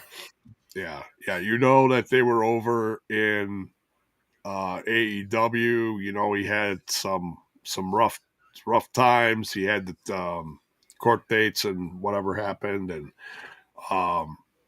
he's healthy. He's doing great now, and we as fans are insanely happy about that.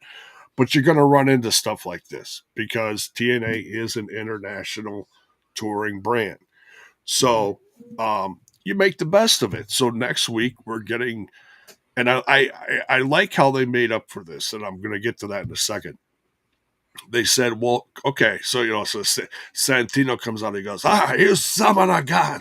I tell you what we're going to do. So next week we're getting Jeff Hardy versus Nick Nemeth, and then at the show in Canada, Under Siege, like you said, it's going to be Matt Hardy and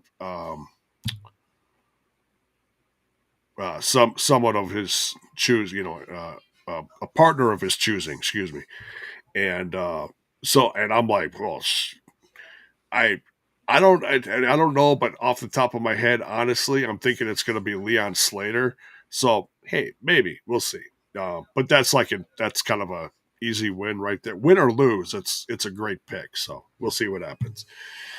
But that kid, as far as we know, can travel all over the place. So we'll see. But yeah, so the UK kid. Yeah. And Santino's all over the episode, so it's hilarious. He's comedy gold in here. And then they come back from break, and they show just some quick clips of WWE footage of Jeff Hardy versus Dolph Ziggler from like 16 years ago. And it's like, What? wow. Yeah. So that's moments like that when you see the partnership and you're just like, oh man, I remember that, it's great stuff. I love that. They didn't have to show the whole match. They just showed a few moves and what they looked like back then. And you appreciate it. You appreciate the timeline, Yeah. or where Speaking they of came from and where they are now. back then reference there, J-Bone, I don't know. I know you were under the weather, so you may not have seen this because I think it popped up on my timeline maybe about a week ago. Okay. But somehow somebody got because you remember TNA had a video game, right? Oh yeah. Well, there was going to be a follow-up video game, and some of the artwork, like the renderings, got Okay. put out there on the web. And Jeff Oh. Hardy was one of them because it was just before, like if it got released, like I guess that was one of the reasons because then he was gone, like right about this time. It was when he was Oh. there, but then he left. But there Okay. was like a rendering of him and all. So just once again, one of those things where there was and I know that's always the thing, but once again, I think the other promotion that tried to make a video game showed that's at this point of time a waste of money for anyone other than WWE. Like Yeah. with the partnership, get some TNA downloadable characters and call it a day. Right. And that's exactly Best case what we're scenario. getting. Best Right. case scenario. And Abyss is in 2K WWE 2K25 from what I've heard. Yeah, He's so he's that's the part best of a way to try to DLC. do your own game today. It's a losing proposition.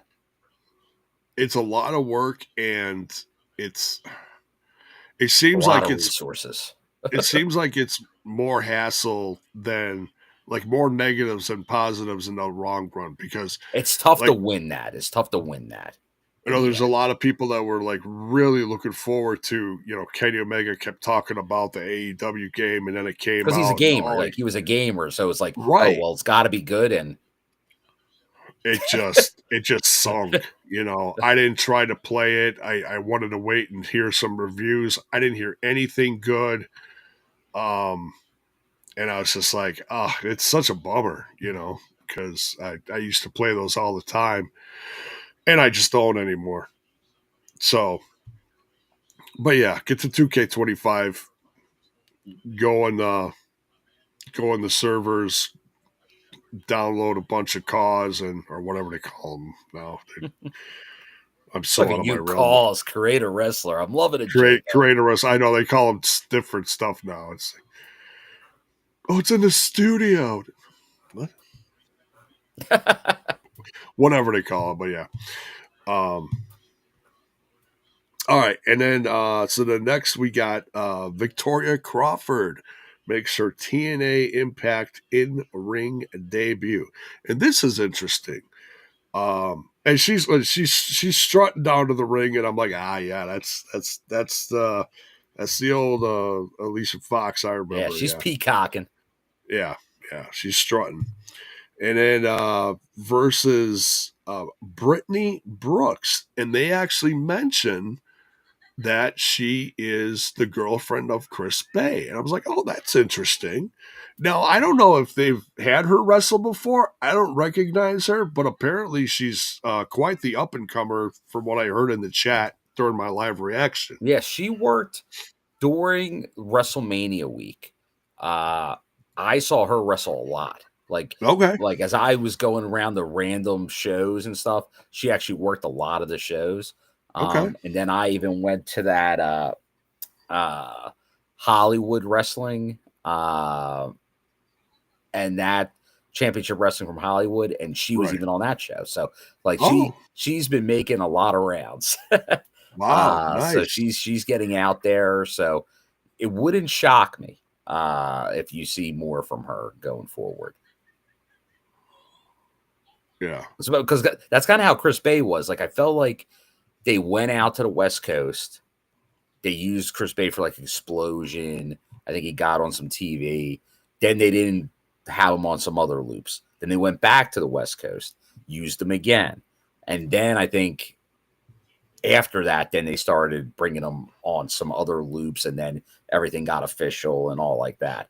So I think it's the same thing. It's one of those ones where I think you'll see them, and maybe it's the next time they're out closer to that way, they use her again. Like I know we talked about like High-End and some other wrestlers. Like you see them when they maybe go to some territories, but then eventually you might see them go beyond those territories, and that's when you know, okay, now they're seeing where they can go with it, and it might become official soon after. So nothing confirmed yet, but definitely something to keep a lookout for. Yeah, because there is reason. Like even if they're using you in a loop, that's the foot in the door, and then you see what you can do with it. Yeah. No, this was pretty much a what I like to call a squish match, because it wasn't very long at all. But she went out there and it served its purpose. Yeah, served its purpose. Exactly. Remember, we're building up right now, Victoria Crawford. Right. So yeah, it is what it is. So here I want to highlight this for a second. Justin Miller says they just put a new Maclin shirt in the merch site of him in the black and white with the title in color. It's a shot of him from after the match from tonight. And I was like, oh, that's interesting. So here we're going to do another little share screen of Rooney. Oh, I love a share screen of Rooney. And here's the design is great. So you got bulletproof on the top here. You got the blue that matches the title. Oh yeah. And you got the he's black and white, but this is where the blood was trickling on the face, so you could tell he's a bloody mess here. And then there's like paint splatter back here, blood splatter, and down here it says Maclin. That's a cool shirt. I like that shirt. Great design. Like a champion shirt. That's a very cool champion shirt. And it's got TNA on the side here. I love it when they got like stuff like that on the sleeves. Yeah. So, which I think they're doing for a lot of the shirts now, the TNA on the sleeves. I appreciate that. Yeah. So then here's some more shirts. We were talking about the I Hate Tessa. There's a new Hendry shirt. And another one here. Say a lot of Hendry. They're going smart business. Honestly, do all the Hendry shirts you can right now, because that's the hot thing. That's the viral thing. And one thing that they're doing, and it's not all black shirts, which is so refreshing to see. Look at all the colors they got available. Gray, blue, pink. One for every day of the week. Right. Yeah. Joe Hendry. Just, I believe in all of his shirts. Clap, clap. Yeah. So, yeah, get them all. Gotta catch them all. Yeah, right. Isn't that a Pokemon thing? Pokemon. I never watched Pokemon. All right. Hashtag Pokemon. Hashtag catch them all. All right. So, yeah, we get the squish match. Tessa comes out. So Masha comes out because she sees Victoria in the ring, and they're going to face each other, next week? Mm-hmm. And then Tessa comes out and she attacks Masha. So then we get another segment here of Santino and Robert Stone. We got this conflict escalating here. Mm-hmm. So next week it's going to be Tessa and Victoria Crawford, which Santino calls her Crawfish. I loved it. I'm like, no, he did not just call her Crawfish. We're doing a crawfish. And she had the look on her face. She's like, what? Versus Masha and someone that I haven't seen wrestle in ages, and apparently she's down in, I want to say, Evolve now. I know she showed up recently in Evolve, I think that just maybe this week. Yeah. But Nikita Lyons, it was Yeah, pretty she was prominent. out for a while with injury. She was out for a while with injury too. Right. So so this is a great way for her to really get her face out there again. Like, oh, she's still around. I like her. I haven't seen her wrestle in a long time, so it'll be interesting to see what she does. But I got a feeling this is really gonna this is not going to be a good night for Masha in the office, because I don't think this. I'd be shocked if this team actually works. Oh. Are you saying Robert Stone is now looking out for Masha's best interests? Highly doubtful. Highly doubtful. He's going to look out for himself, and typical bro behavior. Yeah, honestly, yeah. I mean, I wouldn't be surprised if, somewhere over the next few weeks we see him on the phone backstage, and he's on the phone with Jesse, like, "Hey, you need to show up. I'm having a blast here." That'd be the only saving grace if Jesse, right? I'll be all about Jesse the Man. That's the last time we saw Jesse, was the man gimmick. Now, is he still wrestling? Because he used to make a lot of appearances around here for David Hero, and then he was a fixture and one of the champions in OVW. That's what it was. I haven't looked lately. I still believe he's associated with OVW, but I have, and I obviously he still does a lot of the stuff with Big Brother. I know he's still heavily involved because that's how he was on Big Brother before he really became real big in wrestling. Oh, see, I know some people have gone that route, and like Luchasaurus did that too. Some guy named Miz might have done something like that. Who? I think. Who? I love the Miz, so I jokingly say that. The guy that was going to show up at TNA. I still think that's going to happen. There you go. But because the reason why the whole I think bus story is, it's got to happen sometime. Joe just wouldn't throw that out there for no reason. Well, and the Miz was actually complaining about Joe Hendry on SmackDown a week or two ago. Oh, okay. So I'm like, there it is. So yeah, because it was whatever happened at Mania, and so then Miz didn't get that spot with Orton. So that's yeah.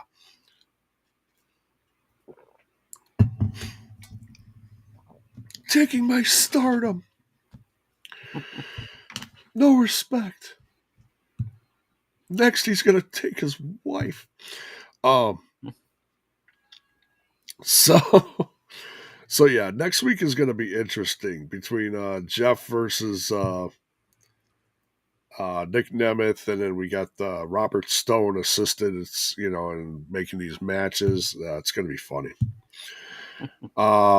And then there's a backstage segment here where Santino's not getting along with Robert, and Ariana Grace shows up, and she's getting into it with Tessa. So everything's just really just getting crazier and crazier.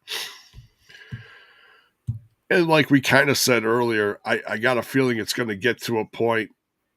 Me personally, I think it's going to be Ariana Grace it's going to be like a pick your poison thing. So Ariana Grace is going to pick someone to face off against whoever, like Robert Stone is going to pick someone, and whoever they pick they're going to face each other. That's what I think is going to happen. It's going somewhere. Dr. Gerb's just reminding us how big of a fan of the Miz he is. Right. I don't know what Miz guy. He's I don't know what he's a bigger fan of, the former Dolph Ziggler or the Miz. If you could just let us know. I kid, Dr. Gerbs. I'm just teasing you. So we love you. All right, now main event time. My God, Bill, this is insanity, blood, like you're like, oh, he's not bleeding too much, and then you look at the ground, and it's just like, just puddle, all around him, and then he goes in the ring, Absolute cinema. and it's the blood everywhere. There is not a portion from the ramp to the inside the ring to out the area surrounding the ring. It's all covered in some sort of blood. It's unbelievable. Yeah, I don't know if I've ever seen the actual ring mat as bloody as it was in this match. Like, because I know the obvious quick comparison is once again Steve Maclin against PCO in a match which I think helped make Steve Maclin for that world title run. Was him having that match and being like, okay, Steve, you proved it. Like you've earned it. And I feel like this happened kind of again now with Maclin, where we saw this again in this match. And EY can always kind of go out, but EY never bled a drop. All the blood in this match, one man, Steve Maclin. And what's funny is, and I always screw up who's who from the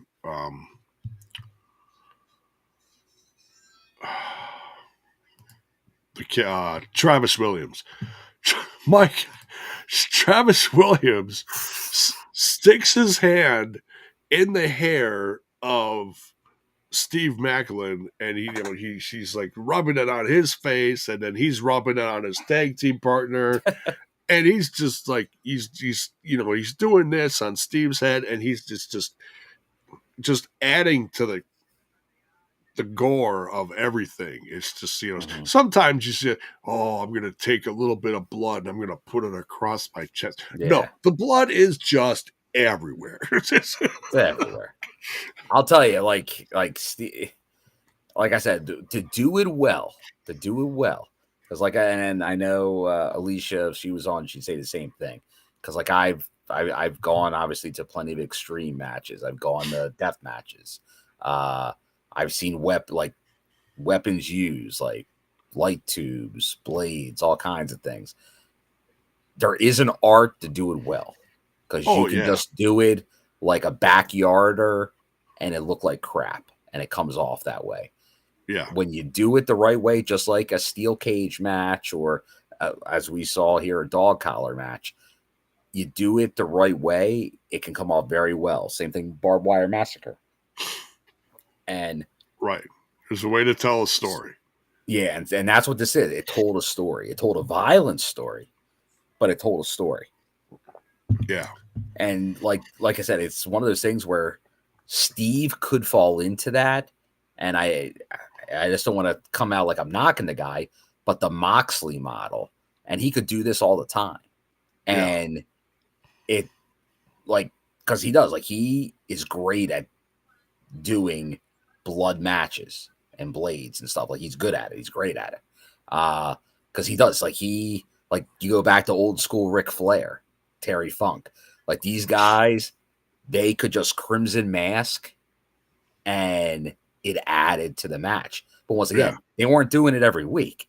They were doing it for big blow-off matches, big feud arcs, things like that. And that's obviously what Maclin, because like I said, like, this is the second time he's pulled this out of his hat.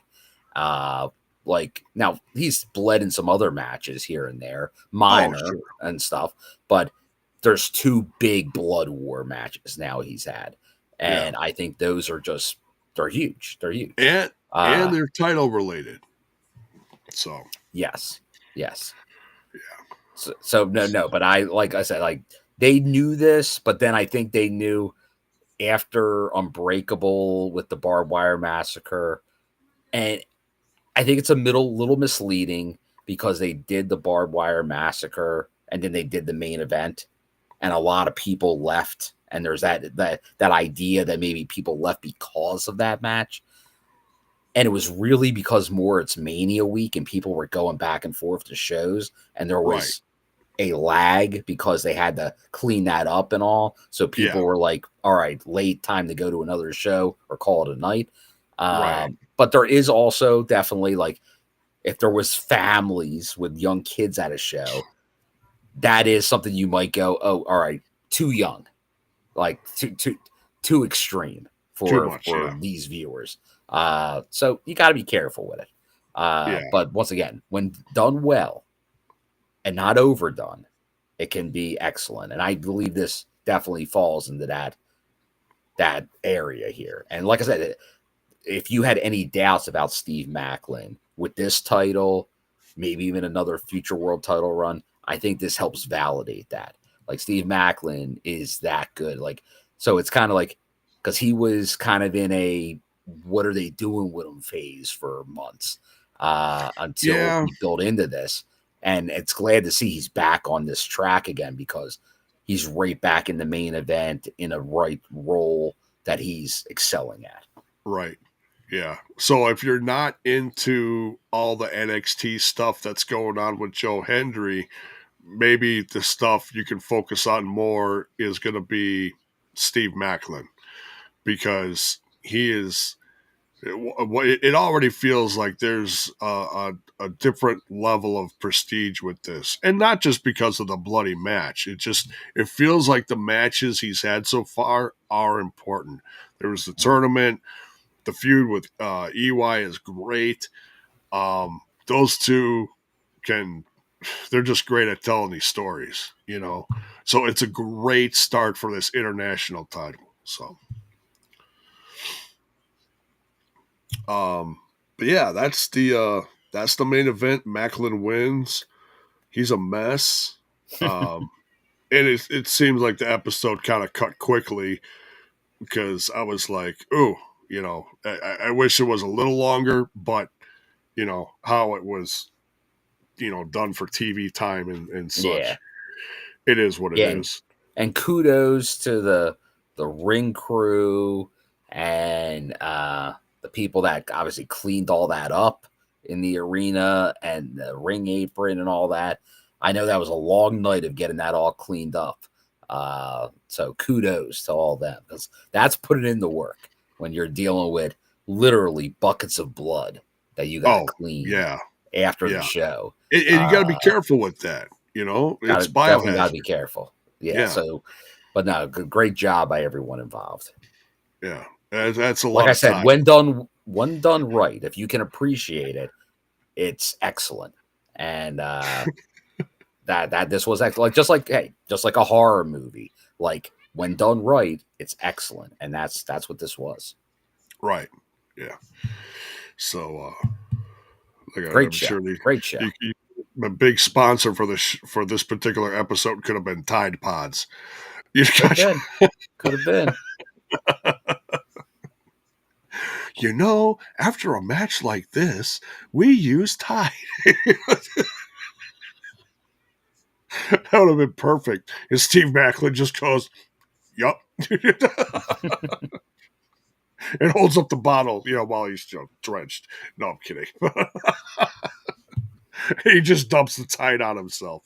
No. Oh man, but yeah, that's the episode. Well-rounded episode. We got some new knockouts. Some really good news for the company.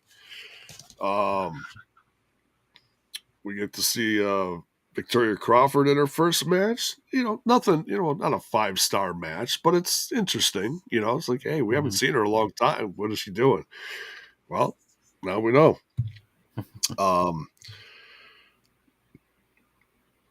Good stuff with the rest of the knockouts featured, and yeah, they're building to Under Siege. Where's Steven Seagal? You beat me to it. All right, where's Erica Eleniak? Yeah, right. Where's Gary Busey? Where's Tommy Lee Jones? Right. Wait, Erica Eleniak is on the knockouts roster now? oh, sorry. I'm gonna get in trouble for that one. You just went back in your time machine. Yeah, right.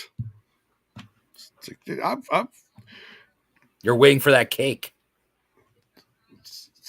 Well, it was a birthday episode of TNI. It was, yeah. And then it's the best 5 minutes of the whole movie. Anyways, music hits. Enough said. All right.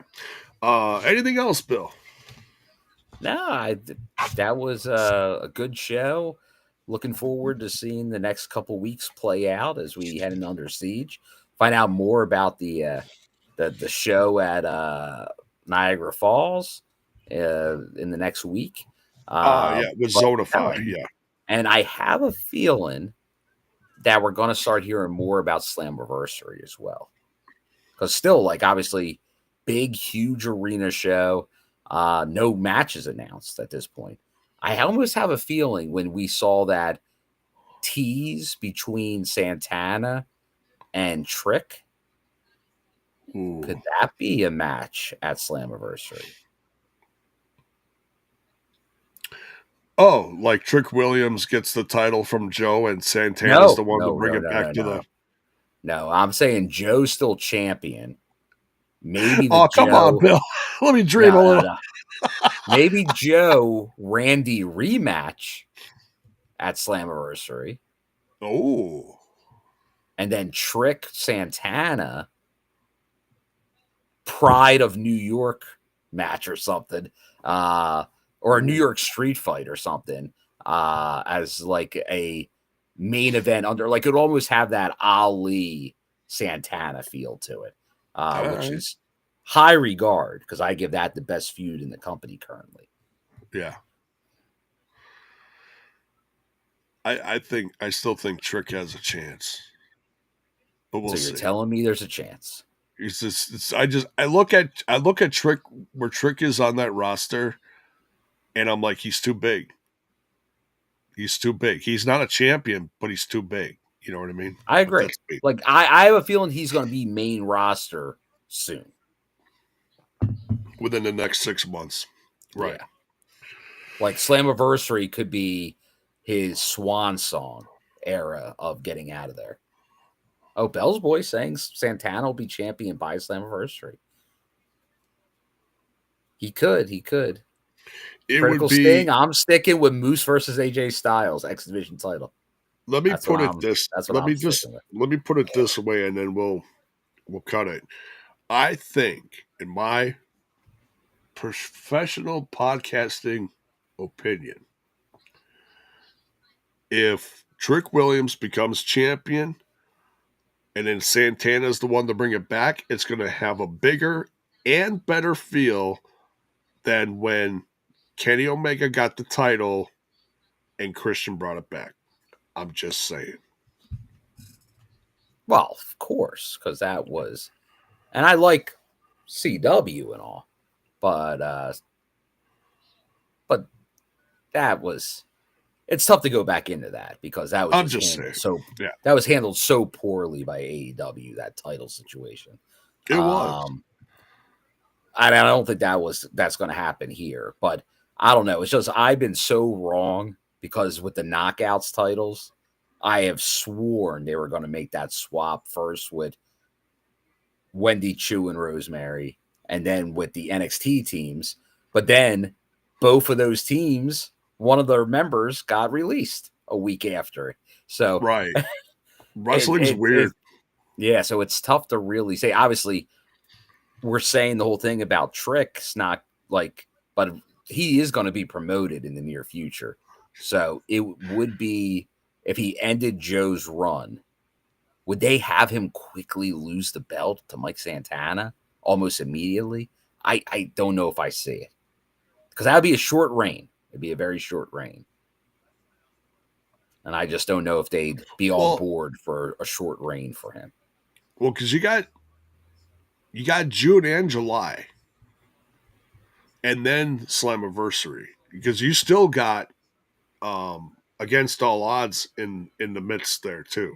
So you got a few months to play with this. You do, but that's still like, you're talking July 20th is Slammiversary, and that's May 25th.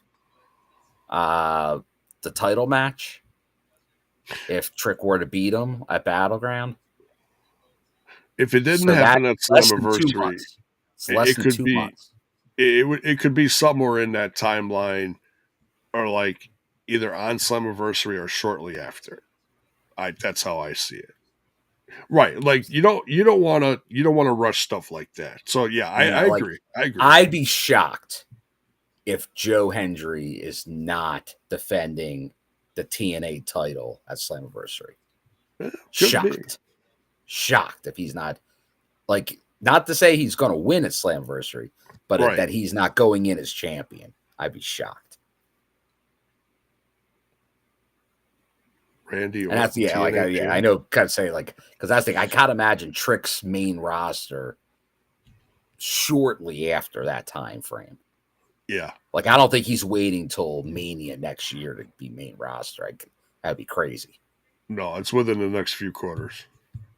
Now, I did see they did not match up in the chat together because we had Penzer earlier. Yeah, we did get a late Daniel Spencer to the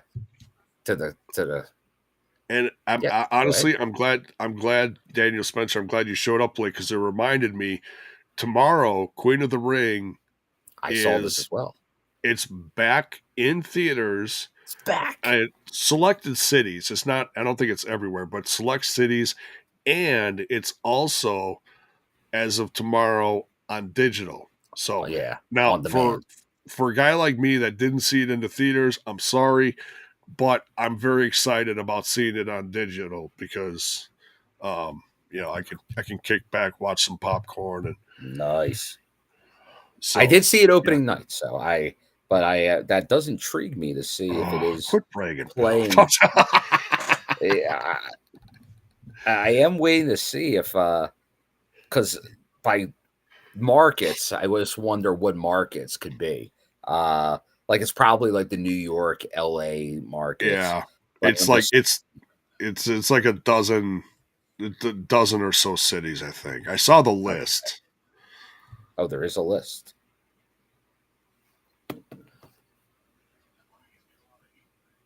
I was just seeing if it was still playing in anywhere near me. Again. Well, I wouldn't be surprised. It's probably in your city.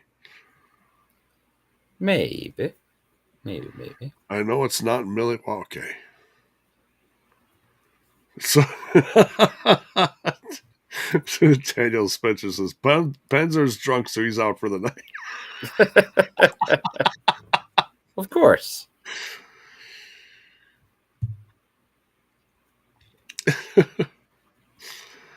Too funny.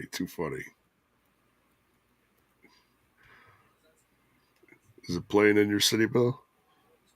It does not seem, but I gotta look closer to this weekend, and see if it shows up. Again. Okay. Because I do have the options right now because my AMC A-list just changed to 4 movies a week instead of 3. And I actually have the Regal Unlimited as well right now. So I have many movie passes right now. So if it is locally, I can probably see it again. So there you go. Cool. But no, congrats. I don't know if Daniel Spencer was working a little OVW tonight. Because we were actually talking about is Jesse still a mainstay there? Because we were talking a little Robbie, the better half of the bromance, Jesse. And last time I was at OVW, I know he was quite the fixture there. But I got to catch up on my OVW. There you go. I gotta start watching that once in a while. Support local Cal Hero. Cal Hero, the fanny pack kid. Or fanny. In fact, there's sometime in the next few weeks, there's a documentary that's coming out about David Hero, and it's playing at there's a town north of here called West Bend, and there's a theater. I figured he was at OVW. That's why we just saw him. Yep. And well, I wouldn't be surprised if there's going to be a few known faces showing up at the theater for this. So we'll see. Oh, all right. Dr. Gerbs is saying West Town Theaters in Philly. Okay. All right. Because I would say this is playing. So who knows? I might be making another appearance. You never know. There you go. All right. Thank you, Daniel. Because Jesse Goddard is still around. He's been off TV for a few weeks. All right. And that's what I think I saw. Like, I didn't see him in recent like programming or advertising, but still around. So that's good. Always appreciate Jesse, the man. He was Great Lakes Championship wrestling champion for a while, a few years ago. I think that's when Cal Hero just started training. I'm guessing it was kind of around that time. But Cal Hero's had some pretty prominent names train him. Al Snow. Who was that guy in Ring of Honor? Brutal Bob. He had an amazing feud with Jay Lethal. Oh. Tag team partner was a Brew City Bruiser. Brutal Bob Evans, right? Talking Brutal Bob. No. With the Beer City Bruiser? Yeah. No, not him. You're not talking Silas. Yes, Silas. Silas is one of from Milwaukee. From Milwaukee, yes, from Milwaukee. Not related to Stan Hansen. Silas is probably one of the best names in wrestling to come out of this area. I'll say top three are Austin Aries, Silas. I was going to say not name Austin Aries and Ciampa. No, not Brian. No. How about Mr. Anderson? He resides in Minnesota, so no, he's a traitor. He's a traitor. He used to be in Green Bay. He's the one that got Schwagel booked, I think. But anyways, we could go on about this name and that name all night. But thank you, everyone. It's great to be back. Make sure on the way out, make sure you guys hashtag the bone is back. Bone is back. Yeah. Now I just gotta get healthier, so I'm not sick every other freaking week like I have been. It's been horrible. My immune system is completely gone to hell. But yeah. So smash that like button, smash that sub button, ring that bell for notifications. Make sure you're giving the TNI UK guys some love on Wednesdays.